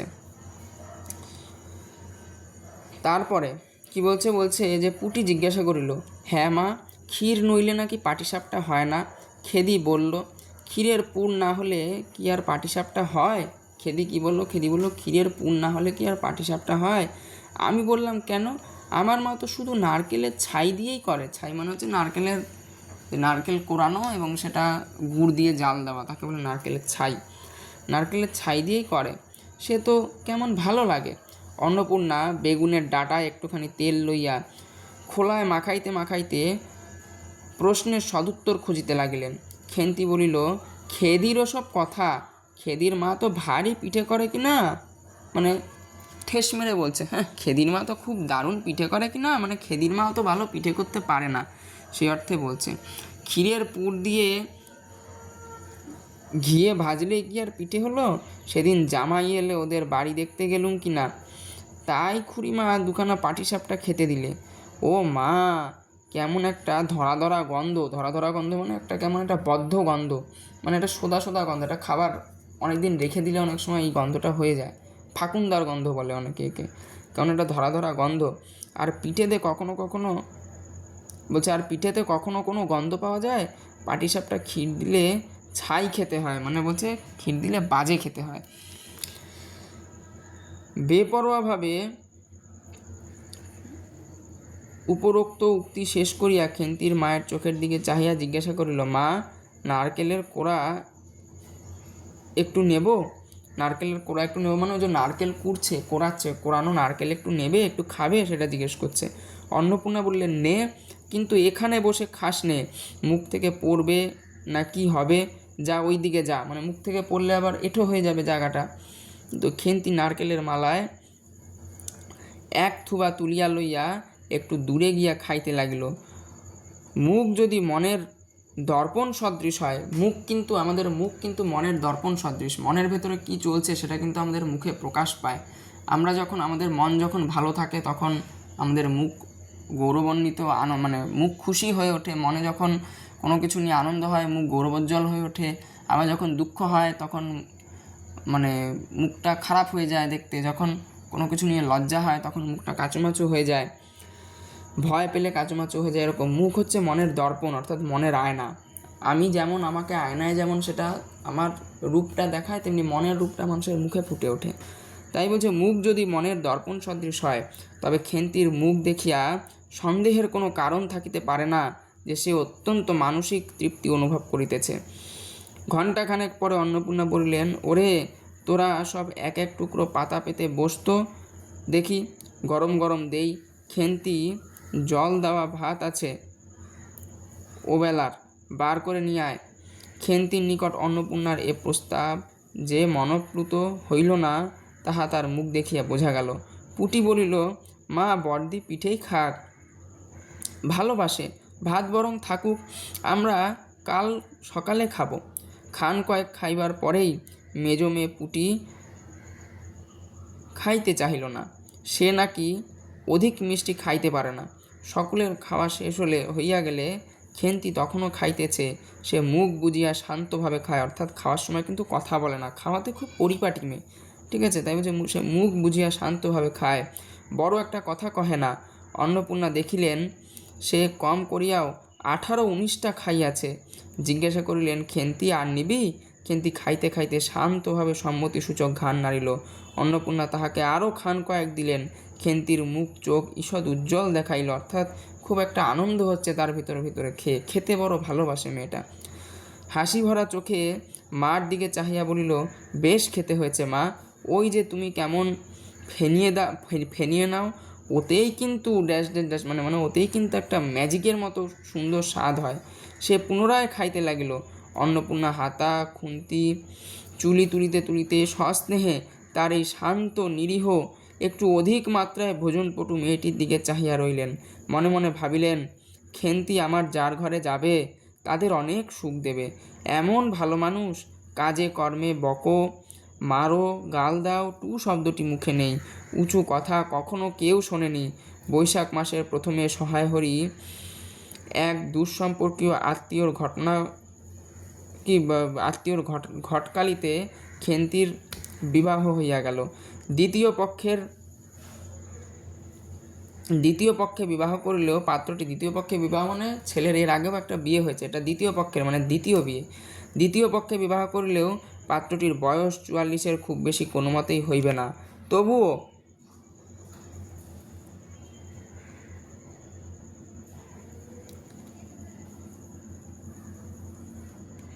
প্রথমে এখানে অন্নপূর্ণা আদৌ ইচ্ছুক ছিলেন না। কিন্তু পাত্রটি সঙ্গতিপন্ন, শহর অঞ্চলে বাড়ি, সিলেট চুন ও ইটের ব্যবসায় 2 পয়সা নাকি করিয়াছে। তো সিলেট চুন ইটের ব্যবসা মানে সিমেন্ট, তখনকার দিনে সিমেন্ট হতো না, চুন সুরকি এ সমস্ত দিয়ে বাড়ি গাঁথা হতো আগেকার দিনে, ঠিক আছে। সেই সিলেট চুন ইট এ সমস্তর ব্যবসা আছে। এক কথায় ইট ভাটা সিমেন্টের ব্যবসা মানে বেশ বড়লোক বলা যায় আর কি। তাই বলছে 2 পয়সা নাকি করিয়াছে, অর্থাৎ মানে বেশ পয়সা করি করেছে। 2 পয়সা করেছে মানে পয়সা করি রোজগার করেছে। এরকম পাত্র হঠাৎ মেলাও বড় দুর্ঘটনা কি না, অর্থাৎ এরকম পাত্র তো সহজে পাওয়া যায় না, অর্থবান পাত্র। জামাইয়ের বয়স একটু বেশি। প্রথমে অন্নপূর্ণা জামাইয়ের সম্মুখে বাহির হইতে একটু সংকোচ বোধ করিতেন। পরে পাছে খেন্তির মনে কষ্ট হয়, এই জন্য মানে অন্নপূর্ণার বয়স আর জামাইয়ের বয়স মোটামুটি একই, কাছাকাছি। আমরা পরে দেখবো, বোধহয় জামাই একটু বড় অন্নপূর্ণার থেকে বা কিছু, দেখতে হবে, আমি ঠিক মনে নেই। তো যাই হোক 44 বছর বয়স জামাইয়ের,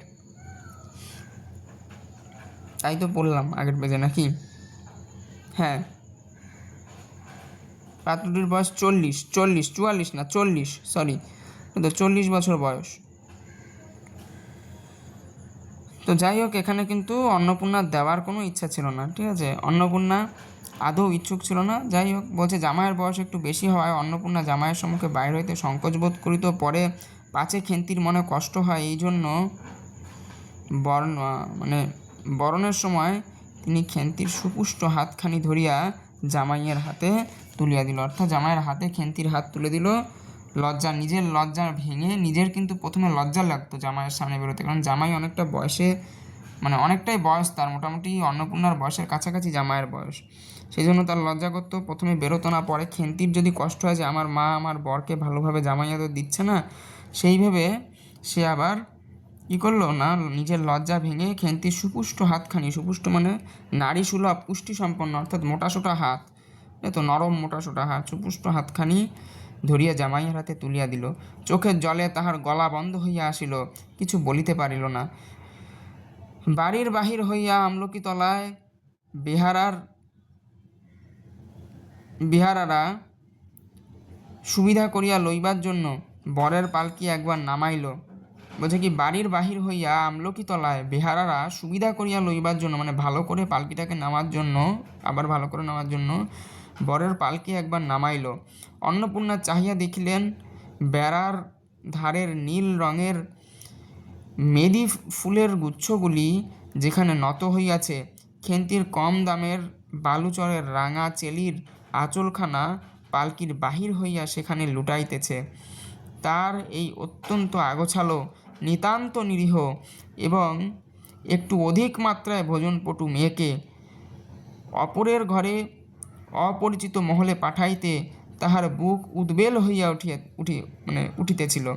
খেন্তিকে কি অপরে ঠিক বুঝিবে, তার মনে হচ্ছিল খেন্তিকে কি অন্য লোক ঠিক বুঝবে আমার খেন্তি মাকে। যাইবার সময় খেন্তির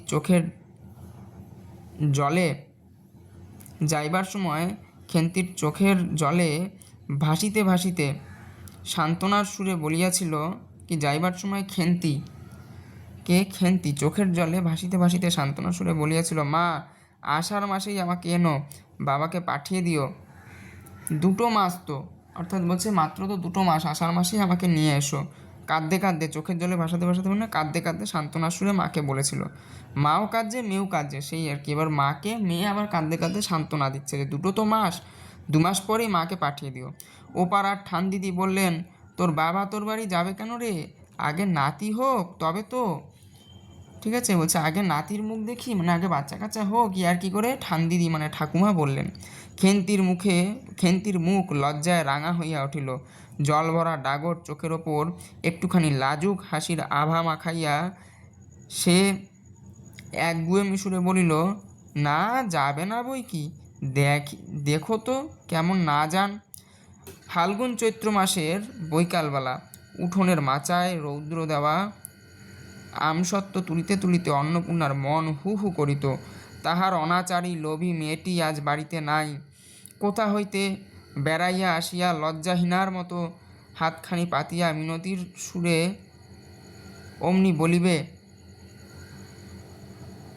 মা, বলবো একটা কথা। ওই কোণাটা ছিঁড়ে একটুখানি ড্যাশ ড্যাশ ড্যাশ, মানে বলছে যে পুরো পাড়া ঘুরে এসে সে মিনতির সুরে মাকে বলবে, মা, বলবো একটা কথা, অর্থাৎ মা, একটা কথা বলবো। আমরা বাচ্চারা কিছু চাইতে গেলে যেমন করে বলি, ওই কোণাটা ছিঁড়ে একটুখানি ড্যাশ ড্যাশ ড্যাশ, মানে ওই কোণাটা ছিঁড়ে একটুখানি আমাকে দাও না। 1 বছরের উপর হইয়া গিয়াছে, পুনরায় আষাঢ় মাসের বর্ষা বেশ নামিয়াছে। ঘরের দাওয়ায় বসিয়া সহায় হরি প্রতিবেশী বিষ্ণু সরকারের সহিত কথা বলিতেছে।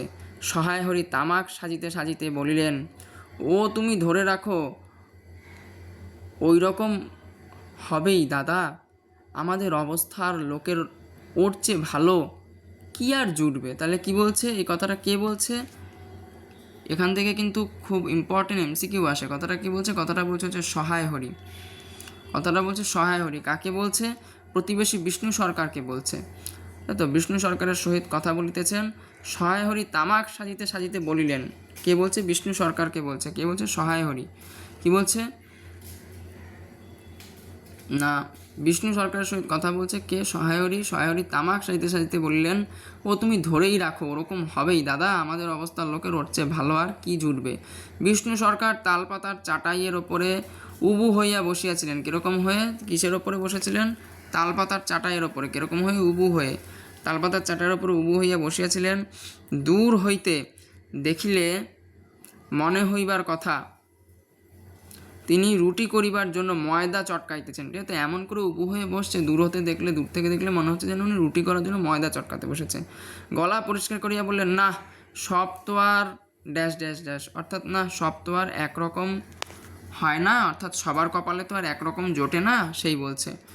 তাছাড়া আমি যা দেব নগদই দেব। তোমার মেয়েটির কি হয়েছিল? এই জায়গাটা কিন্তু খুব ভয়ঙ্কর রকমের টুইস্ট আছে, এই জায়গাটা কিন্তু খুব ভালো করে দেখবে, খুব ভয়ঙ্কর টুইস্ট আছে। বলছে তোমার মেয়েটির কি হয়েছিল? এই যে সহায় হরি তার আগের লাইনে বললো যে আমাদের মতো মানুষের এর চেয়ে ভালো আর কি জুটবে, তাই কি হয়েছিল তার মেয়ের সাথে দেখি। বলছে সহায় হরি হুকোটায় 5-6টি টান দিয়া কাশিতে কাশিতে বলিল, অর্থাৎ কাশতে কাশতে বলল, বসন্ত হয়েছিল শুনলাম। অর্থাৎ মেয়েটির বসন্ত হয়েছিল, পক্স হয়েছিল, পক্স। কি ব্যাপার দাঁড়ালো বুঝলে? মেয়ে তো কিছুতে পাঠাতে চায় না, 250 আন্দাজ টাকা বাকি ছিল, বললে ও টাকা আগে দাও তবে মেয়ে নিয়ে যাও। অর্থাৎ সহায় হরি যখন মেয়েকে আনতে গেছিল, মেয়েকে কিন্তু মেয়ের শ্বশুর বাড়ি থেকে কিছুতেই বাপের বাড়িতে আসতে দিচ্ছে না, মেয়েকে কিছুতেই বাপের বাড়িতে যেতে দিচ্ছে না। বাবা মেয়েকে আনতে গেছে কিন্তু মেয়েকে আনতে দিচ্ছে না। বলছে কি 250 আন্দাজ টাকা, অর্থাৎ 250 টাকা বাকি ছিল। কিসের 250 টাকা? এটা হচ্ছে পণের 250 টাকা। 250 আন্দাজ টাকা বাকি ছিল, বলে ও টাকা আগে দাও তবে মেয়ে নিয়ে যাও। ঠিক আছে, একেবারে চামার। বলছে কি, বলছে একদম চামার। তারপরে বললাম টাকাটা ভায়া ক্রমে ক্রমে দিচ্ছি, অর্থাৎ আস্তে আস্তে দিচ্ছি। পুজোর তত্ত্ব কম করেও 30টে টাকার কমে হবে না, ভেবে দেখলাম কি না। বলছে পুজোর তত্ত্ব কম করেও, পুজোতে তো মেয়ের বাড়িতে জিনিসপত্র পাঠাতে হবে, 30 টাকার কমে সেটা হবে না। মেয়ের নানা নিন্দে উঠলে ছোট লোকের মেয়ের মতন চলে। বলছে কি, বলছে মেয়ের নানা নিন্দে ওঠালে, কে? শ্বশুরবাড়ির লোক নানা নিন্দে ওঠালে মানে মেয়ের নামে নানান রকমের নিন্দা করলো। কি বলছে, যে মেয়ের নানা নিন্দে ওঠালে শ্বশুরবাড়ির কি বলছে, ছোট লোকের মেয়ের মতো চলে, হাবাতে ঘরের মতো খায়। কি বললো? ছোট লোকের মেয়ের মতো চলে, হাবাতে ঘরের মতো খায়, আরও কত কি। পৌষ মাসে দেখতে গেলাম, মেয়েটাকে ফেলে থাকতে পারলাম না বুঝলে। সহায় হরি হঠাৎ কথা বন্ধ করিয়া জোরে মিনিট কতক ধরিয়া হুকোতে টান দিতে লাগিলেন। তাহলে কি করলো? সহায় হরি হঠাৎ কথা বন্ধ করিয়া জোরে মিনিট কতক হুকোতে টান দিতে লাগিলেন।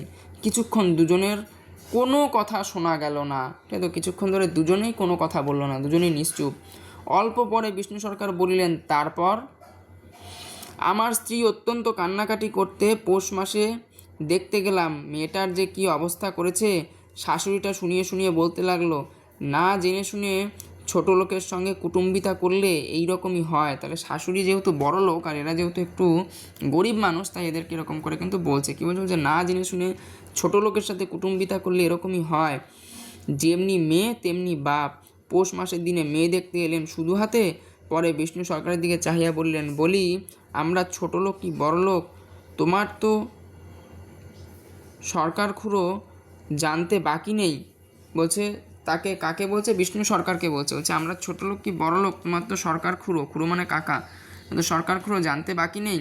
বলি পরমেশ্বর চাটুর্যের নামে নীলকুচির আমলে এই অঞ্চলে বাঘে গরুতে এক ঘাটে জল খেয়েছে। পরমেশ্বর চাটুর্য কে? এদের পূর্বপুরুষ, সহায় হরি চাটুর্যের পূর্বপুরুষ। ঠিক আছে, তো আজই না হয় আমি প্রাচীন, অর্থাৎ আজই না হয় আমি অতীত হয়ে গেছি, অর্থাৎ আমাকে কেউ পাত্তা দেয় না। আভিজাত্যের গৌরবে সহায় হরি শুদ্ধস্বরে হাহ করিয়া খানিকটা শুষ্ক হাস্য করিলেন। আজ আমি প্রাচীন, এইভাবে বলছে। অর্থাৎ শুষ্ক স্বরে বলতে একদম শুদ্ধ স্বরে মানে একদম অন্তর থেকে বেরিয়ে আসা বিলাপ, অন্তর থেকে বেরিয়ে আসা কষ্টের স্বরে হাহ করিয়া খানিকটা শুষ্ক হাস্য করিলেন। কিসে? আভিজাত্যের গৌরবে। অর্থাৎ এককালে আমরা কত অভিজাত ছিলাম, কত নাম করা পরিবার ছিলাম, আর আজ আমাদের কিনা লোকে ছোট লোক বলে, মেয়ের শ্বশুরবাড়ির লোক আমাদের ছোট লোক বলে। বিষ্ণু সরকার সমর্থন সূচক একটা অস্পষ্ট শব্দ করিয়া বার কত ঘাড় নাড়িল। ঠিক আছে, একটা সমর্থন সূচক, মানে তার কথাকে সমর্থন করছে, এবং একটা অস্পষ্ট একটা আওয়াজ করলো মুখ দিয়ে এবং বার কত ঘান নাড়লো, অর্থাৎ সমর্থন করলো। তারপর ফাল্গুন মাসেই বসন্ত হলো। এবার আবার সহায় হরি বলছে, কি বলছে, বলছে তারপর ফাল্গুন মাসেই বসন্ত হলো, কার, মেয়ের। ঠিক আছে, বলছে এমন চামার বসন্ত গায়ে বেরোতেই টালায় আমার এক দুঃসম্পর্কের বোন আছে, একবার কালীঘাটে পুজো দিতে এসে তার খোঁজ পেয়েছিল, তারই ওখানে ফেলে রেখে গেল। বলছে কি, বলছে এমন চামার, শ্বশুরবাড়ির লোক এমন চামার যে বসন্ত গায়ে বেরোতেই, অর্থাৎ মেয়ের গায়ে বসন্তের গুটি বেরোতেই টালায় একটা তার সহায় হরি চাটুর্যের একটা মানে দুঃসম্পর্কের বোন আছে। ঠিক আছে, সেই কোথায়, টালায়, তাই তো, সেখানে কালীঘাটে মেয়ের শ্বশুরবাড়ির লোক, মানে সহায় হরির মেয়ের শ্বশুরবাড়ির লোক কালীঘাটে পুজো দিতে গিয়ে সেই দুঃসম্পর্কের বোনের সংবাদ পেয়েছিল, খোঁজ পেয়েছিল। তার বাড়িতে সহায় হরির মেয়েকে মানে খেন্তিকে ফেলে রেখে এসছে, গায়ে বসন্ত উঠতে না উঠতে। ঠিক আছে, তো বলছে আমায় না একটা সংবাদ না কিছু, বলছে আমায় কোনো খবরও দেয়নি, আমায় না একটা সংবাদ না কিছু। তারা আমায় সংবাদ দেয়, তারা মানে কারা, এই যে তারা আমায় সংবাদ দেয়, তারা মানে হচ্ছে ওই দুঃসম্পর্কের বোনরা।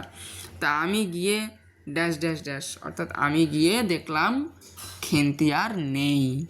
ঠিক আছে, এবারে দেখতে পাওনি, এটা কে বলছে, এটা আবার বলছে হচ্ছে ওই আরেকজন যে সহায়হরির সাথে যে কথা বলছে সেই ভদ্রলোক, ঠিক তো, বিষ্ণু সরকার।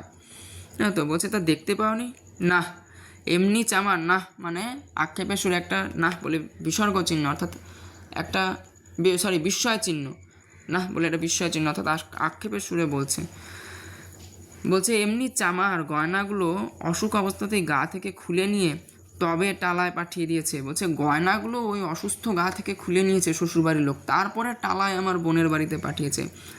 যাক তা চল যাওয়া যাক, চল না চলো, এ তো যাক তা চলো যাওয়া যাক, বেলা গেল, চার কি করলে, পিঁপড়ের টোপ মুড়ির চাল তো সুবিধের হবে না। ঠিক আছে, তো বলছে মাছ ধরতে যাচ্ছে আর কি, মাছ ধরার চারের কথা, মাছ ধরতে গিয়ে সব গল্প করছিল। বলছে মাছ ধরার চার কি ঠিক করলে, অর্থাৎ মাছ ধরার চার মনে হচ্ছে যে চারাটা দিয়ে মাছটা ধরে, টোপ যেটা দেয় সেই টোপটা কি ঠিক করেছো, চার কি ঠিক করলে, পিঁপড়ের টোপে মুড়ির চারে এ সমস্ততে সুবিধা হবে না, মানে মাছ ঠিকঠাক উঠবে না। ঠিক আছে, তারপরে কয়েক মাস কাটিয়া গিয়াছে, আবার বলছে, হ্যাঁ তো, না আর বলছে না, বলা শেষ, এবার এমনি বর্ণনা দিচ্ছে লেখক। বলছে কি, বলছে তারপরে কয়েক মাস কাটিয়ে গিয়েছে, আজ আবার পৌষ পার্বণের দিন, এবার পৌষ মাসের শেষাশেষি এত শীত পড়িয়াছে যে এরূপ শীত তাহারা কখনো জ্ঞানে দেখেন নাই। সন্ধ্যার সময় রান্নাঘরের মধ্যে বসিয়া অন্নপূর্ণা সুচারুকলি পিঠের, কি পিঠে, না সরু চাকলি, তাই তো, সরু চাকলি, তাই তো, কি পিঠে, সরু চাকলি, তো রান্নাঘরের মধ্যে বসিয়া অন্নপূর্ণা সরু চাকলি পিঠের জন্য চালের গুঁড়োর গোলা তৈয়ারি করিয়াছেন। আচ্ছা, এখানে বলে রাখি যে এই যে পিডিএফটা, এর যে বইয়ের যে পিডিএফটা, বইয়ের এই গল্পের যে পিডিএফটা, সেটা এই ভিডিওর মধ্যেই রয়েছে। এই পিডিএফটার পাসওয়ার্ড হচ্ছে 12345। এই গল্পের যে ডেসক্রিপশান, সেই ডেসক্রিপশানে পিডিএফের লিঙ্ক দেওয়া থাকবে, সেটার পাসওয়ার্ড থাকবে 12345, 12345। আচ্ছা, তো যাই হোক, আবার আসি। বলছে সন্ধ্যার সময় রান্নাঘরের মধ্যে বসিয়া অন্নপূর্ণা সরুচাকলি পিঠের জন্য চালের গুঁড়ার গোলা তৈয়ারি করিতেছেন। পুটি ও রাধি উনুনের পাশে বসিয়া আগুন পোহাইতেছে। রাধি বলিতেছে, আর একটু জল দিতে হবে মা, অত ঘন করে ফেললে কেন? পুটি বলিল, আচ্ছা মা, ওতে একটু নুন দিলে হয় না? ও মা, দেখো মা, রাধির দোলাই কোথায় ঝুলছে, এখনই ধরে উঠবে। কি বলছে, যে রাধির দোলাই কোথায় ঝুলছে, এখনই ধরে উঠবে। ঠিক আছে, তো দোলাই মানে হচ্ছে চাদর। বলছে চাদরটা আমরা অনেক সময় রান্না করতে গিয়ে চাদর বা অন্য এমনভাবে আগুনের সামনে ঝোলে যে কোনো সময় আগুন লেগে যেতে পারে, সেটাই কে ধরিয়ে দিচ্ছে না? পুটি বলছে আচ্ছা মা, ওতে একটু নুন দিলে হয় না, অর্থাৎ ওই গোলাটাতে, সে গোলাটাতে নুন দিলে হয় না। বলছে তারপরে বলছে, ও মা দেখো, রাধির দোলাই, রাধি হচ্ছে আরেক মেয়ে, তার দোলাই কোথায় ঝুলছে, এখনই ধরে উঠবে, অর্থাৎ এখনই হতে আগুন ধরে যাবে। তারপর বলছে অন্নপূর্ণা বলিয়া উঠিলেন, সরে আয়, সরে এসে বস মা, আগুনের ঘাড়ে আচ্ছা, অন্নপূর্ণা বলিয়া উঠিলেন, সরে এসে বসো মা, আগুনের ঘাড়ে গিয়ে না বসলে কি আগুন পোহানো হয় না? এই দিকে আয়, গোলা তৈয়ারি হইয়া গেল। বলছে কি, বলছে এইদিকে আয়, গোলা তৈয়ারি হইয়া গেল, অর্থাৎ গোলা, গোলা মানে কি পিঠের গোলাটা, পিঠের যে লেইটা সেটা তৈরি হয়ে গেছে। বলছে যে খোলা আগুনে চড়াইয়া অন্নপূর্ণা গোলা ঢালিয়া, কি খোলা আগুনে চড়াইয়া অন্নপূর্ণা গোলা ঢালিয়া মুচি দিয়া চাপিয়া ধরিল। মুচিটা কি, মুচি হচ্ছে পিঠে তৈরি করার জন্য লাগে, কিন্তু মুচি দিয়া চাপিয়া ধরিল। দেখিতে দেখিতে মিঠে আছে পিঠে টোপের মতো ফুলিয়া উঠিল। উটি বলিল, ওমা দাও প্রথম পিঠেখানা কানাচে সারা ষষ্ঠীকে ফেলে আসি। অন্নপূর্ণা বলিলেন, একা যাস নে, রাধিকে নিয়ে যা, খুব জ্যোৎস্না উঠিয়াছে। বাড়ির পিছনে সারা গাছের ঝোপের মাথায় তেলেকুচা লতার থলে থলে সাদা ফুলের মধ্যে জ্যোৎস্না আটকাইয়া রহিয়াছে। তাহলে কি, তেলেকুচা ফল, হ্যাঁ তো, খুব জ্যোৎস্না উঠিয়াছে, বাড়ির পিছনে সারা গাছের ঝোপের মাথায় তেলেকুচা লতার থলে থলে সাদা ফুলের জ্যোৎস্না আটকাইয়া রহিয়াছে। পুটি ও রাধি খিড়কি দোর খুলিতেই একটা শিয়াল শুকনো পাতায় খসখস করিতে করিতে ঘন ঝোপের মধ্যে ছুটিয়া পালাইল। পুটি পিঠেখানা জোর করিয়া ছুঁড়িয়া ঝোপের মাথায় ফেলিল। জোর করিয়া মানে কি, জোরে ছুঁড়ে, সেই অর্থে বলছে জোর করিয়া ছুঁড়িয়া ঝোপের মাথায় ফেলিয়া দিল। তাহার পর চারিধারে নির্জন বাসবনের নিস্তব্ধতায় ভয় পাইয়া ছেলে মানুষ পিছু হটিয়া আসিয়া খিড়কি দরজার মধ্যে ঢুকিয়া পড়িয়া তাড়াতাড়ি দ্বার বন্ধ করিয়া দিল। পুটি ও রাধি ফিরিয়া আসিলে অন্নপূর্ণা জিজ্ঞাসা করিলেন, দিলি? পুটি বলল, হ্যাঁ মা, তুমি আর বছর যেখান থেকে নেবুর চালা তুলে এনেছিলে, আর বছর মানে হচ্ছে আগের বছর, আর বছর তাহলে কোথায় দিয়ে এসছে?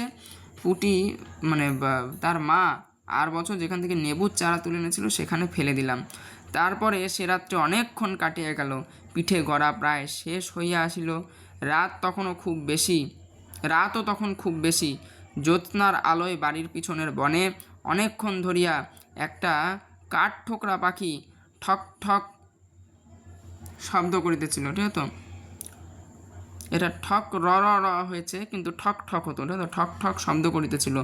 তাহার স্বরটা যেন ক্রমে তন্দ্রালু হইয়া পড়িতেছে। তন্দ্রালু মানে হচ্ছে ঝিমানো, ঠিক আছে? মানে সেও যেন তন্দ্রায়, অর্থাৎ নিদ্রায় সেও যেন ঝিমাচ্ছে। তার স্বরটা ক্রমে তন্দ্রালু হইয়া পড়িতেছে। দুই বোনের খাইবার জন্য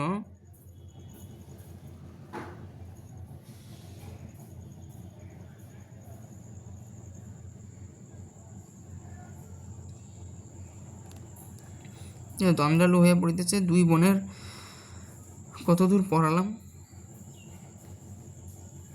দুই বোনের খাইবার জন্য কলার পাতা ছিঁড়িতে ছিঁড়িতে পুটি অন্যমনস্কভাবে বলিয়া উঠিল, দিদি দিদি বড় ভালোবাসত। কি বললো? পুটি রাধি আর পুটির মধ্যে পুটি অন্যমনস্ক হয়ে কি বলে উঠলো?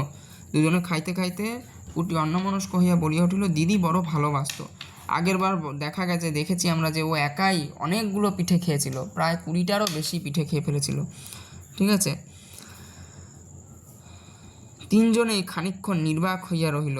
তাহার পরে তাহাদের তিনজনেরই দৃষ্টি কেমন করিয়া আপনা আপনি উঠোনের এক কোণে আবদ্ধ হইয়া পড়িল।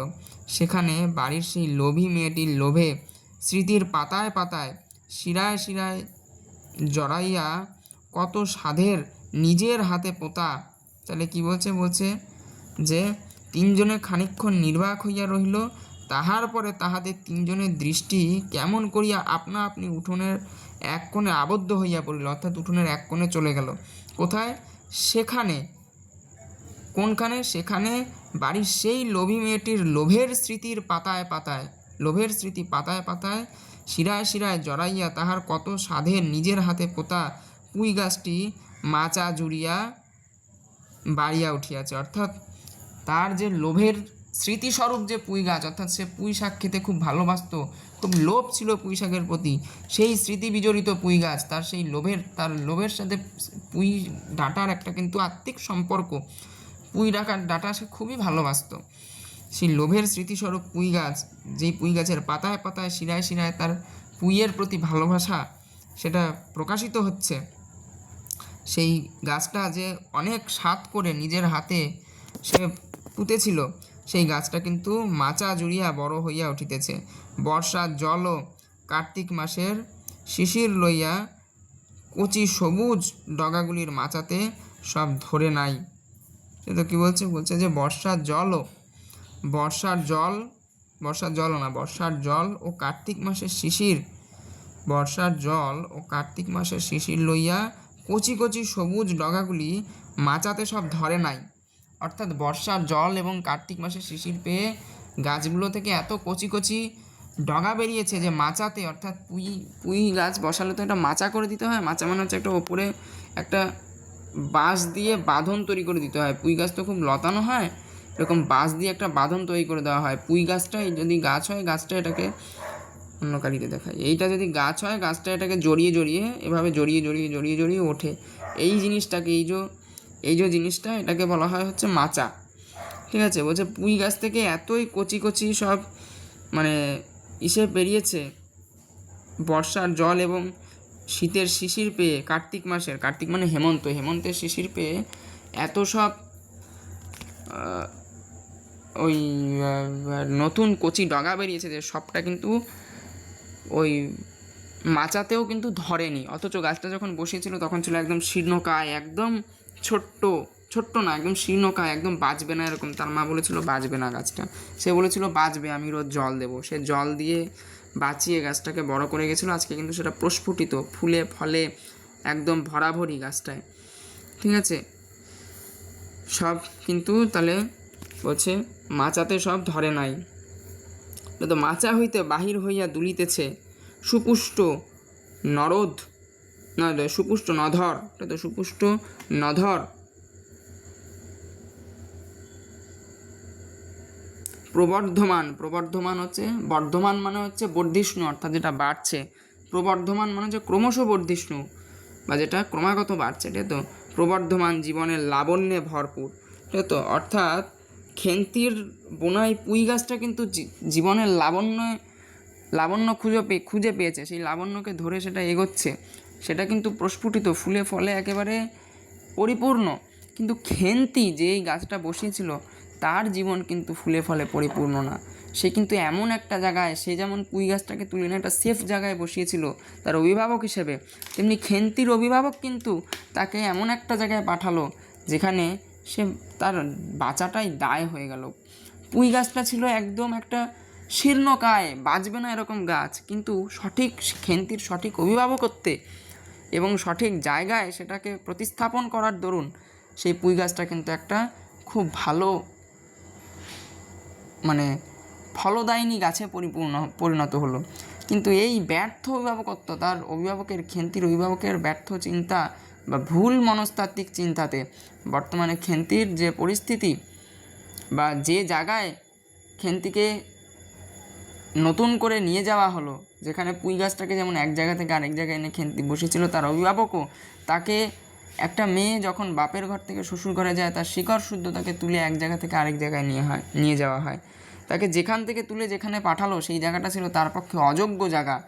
তার অভিভাবকের ভুল সিদ্ধান্ত এবং তাকে এক অযোগ্য জায়গায় পাঠানোর দরুন, যোগ্য জায়গায় নিয়ে আসার দরুন তার পুঁই গাছটা যেমন প্রস্ফুটিত হয়ে উঠল, তেমনি অযোগ্য জায়গায় যাওয়ার দরুন প্রস্ফুটিত খেন্তি যে ছিল মোটা সোটা, খেতে ভালোবাসত, ডাগর চোখ, ফোলা ফলা, উঁচু লম্বা, সদা হাস্যময়, সদা প্রাণবন্ত একটা মেয়ে, সেই মেয়েটা কিন্তু রোগ হয়ে বিনা চিকিৎসায় মারা গেল, অত্যাচারে অবিচারে শ্বশুরবাড়িতে থাকলো। এই হচ্ছে আমাদের বিভূতিভূষণ বন্দ্যোপাধ্যায় বাস্তব চিন্তার ওপরে, বাস্তব জীবনের ওপরে তৈরি হওয়া বিভূতিভূষণ বন্দ্যোপাধ্যায়ের লেখা কালজয়ী গল্প পুঁই মাচা। একটা পুঁই গাছের জীবন এবং একটা মানুষের জীবন, তার মধ্যে দিয়ে মানুষের জীবনের সঠিক সিদ্ধান্ত, মানুষের জীবনে নেওয়া, অভিভাবকদের তার সন্তানদের প্রতি নেওয়া সঠিক সিদ্ধান্ত, একটা মেয়ের বিয়ের পরবর্তী জীবন, তার শ্বশুরঘর, তার স্যাক্রিফাইস, তার সমস্ত রকমের ঝড় ঝাপটা, সমকালীন সমাজে যা কিছু সহ্য করতে হতো এবং বর্তমানেও যা কিছু সহ্য করতে হয়, সেগুলোকে বিভূতিভূষণ বন্দ্যোপাধ্যায় তার এই পুঁই মাচা গল্পের মধ্যে দিয়ে তুলে ধরার চেষ্টা করেছেন। তো তোমাদের কেমন লাগলো তোমরা জানাবে পুঁই মাচা গল্পটা। কোনো জায়গায় আমার কিছু জায়গা একটু বলতে গিয়ে আমি হয়তো তোতলেছি বা একটা ওয়ার্ড হয়তো ভুল উচ্চারণ করেছি, পরক্ষণেই সেই ভুল আমি আবার সংশোধন করেছি। আমিও খুব অভিজ্ঞ, যে প্রচুর দিন ধরে পড়াই এমনটা নয়, বা আগে থেকে স্ক্রিপ্ট তৈরি করে 14 বার বলে নিজেকে রেডি করে নিয়েছি এমনটা নয়। আমি একদম রিয়েলি নিজের ভাই বোনের মতো মনে করে তোমাদের পড়াচ্ছি। তো কোথাও ভুল পড়ানো নেই, এটুকু আমি বলতে পারি। কোথাও কোনো ভুল নেই, এটা গ্যারান্টি দিতে পারি। কোথাও যদি উচ্চারণে ভুল হয় সেটাও পর মুহূর্তেই আমি একদম সংশোধন করে দিয়েছি। তো তোমরা এই ভিডিওটা ভালো লাগলে বন্ধুদের মধ্যে শেয়ার করো, লাইক করো, কমেন্ট করো, চ্যানেলটাকে সাবস্ক্রাইব করো। এখানেই আমাদের আজকের এই পুঁই মাচা গল্প শেষ হলো। এরপর বাংলার আবার কোন গল্প তোমরা পড়তে চাও কমেন্ট করে জানিও, বা এই গল্পের ওপরে কোনো যদি তোমাদের প্রশ্ন থাকে জানিও। আমি সেইগুলো সব তোমাদের চাহিদাগুলো পূরণ করার চেষ্টা করব। আর এই পুঁই মাচা গল্পের ওপরে এরপর যখন আমাদের সিলেবাস কিছুটা দূরে এগিয়ে যাবে, তখন এর ওপরে আমরা MCQ প্র্যাকটিস সেশন আমরা নিয়ে আসব। ঠিক আছে।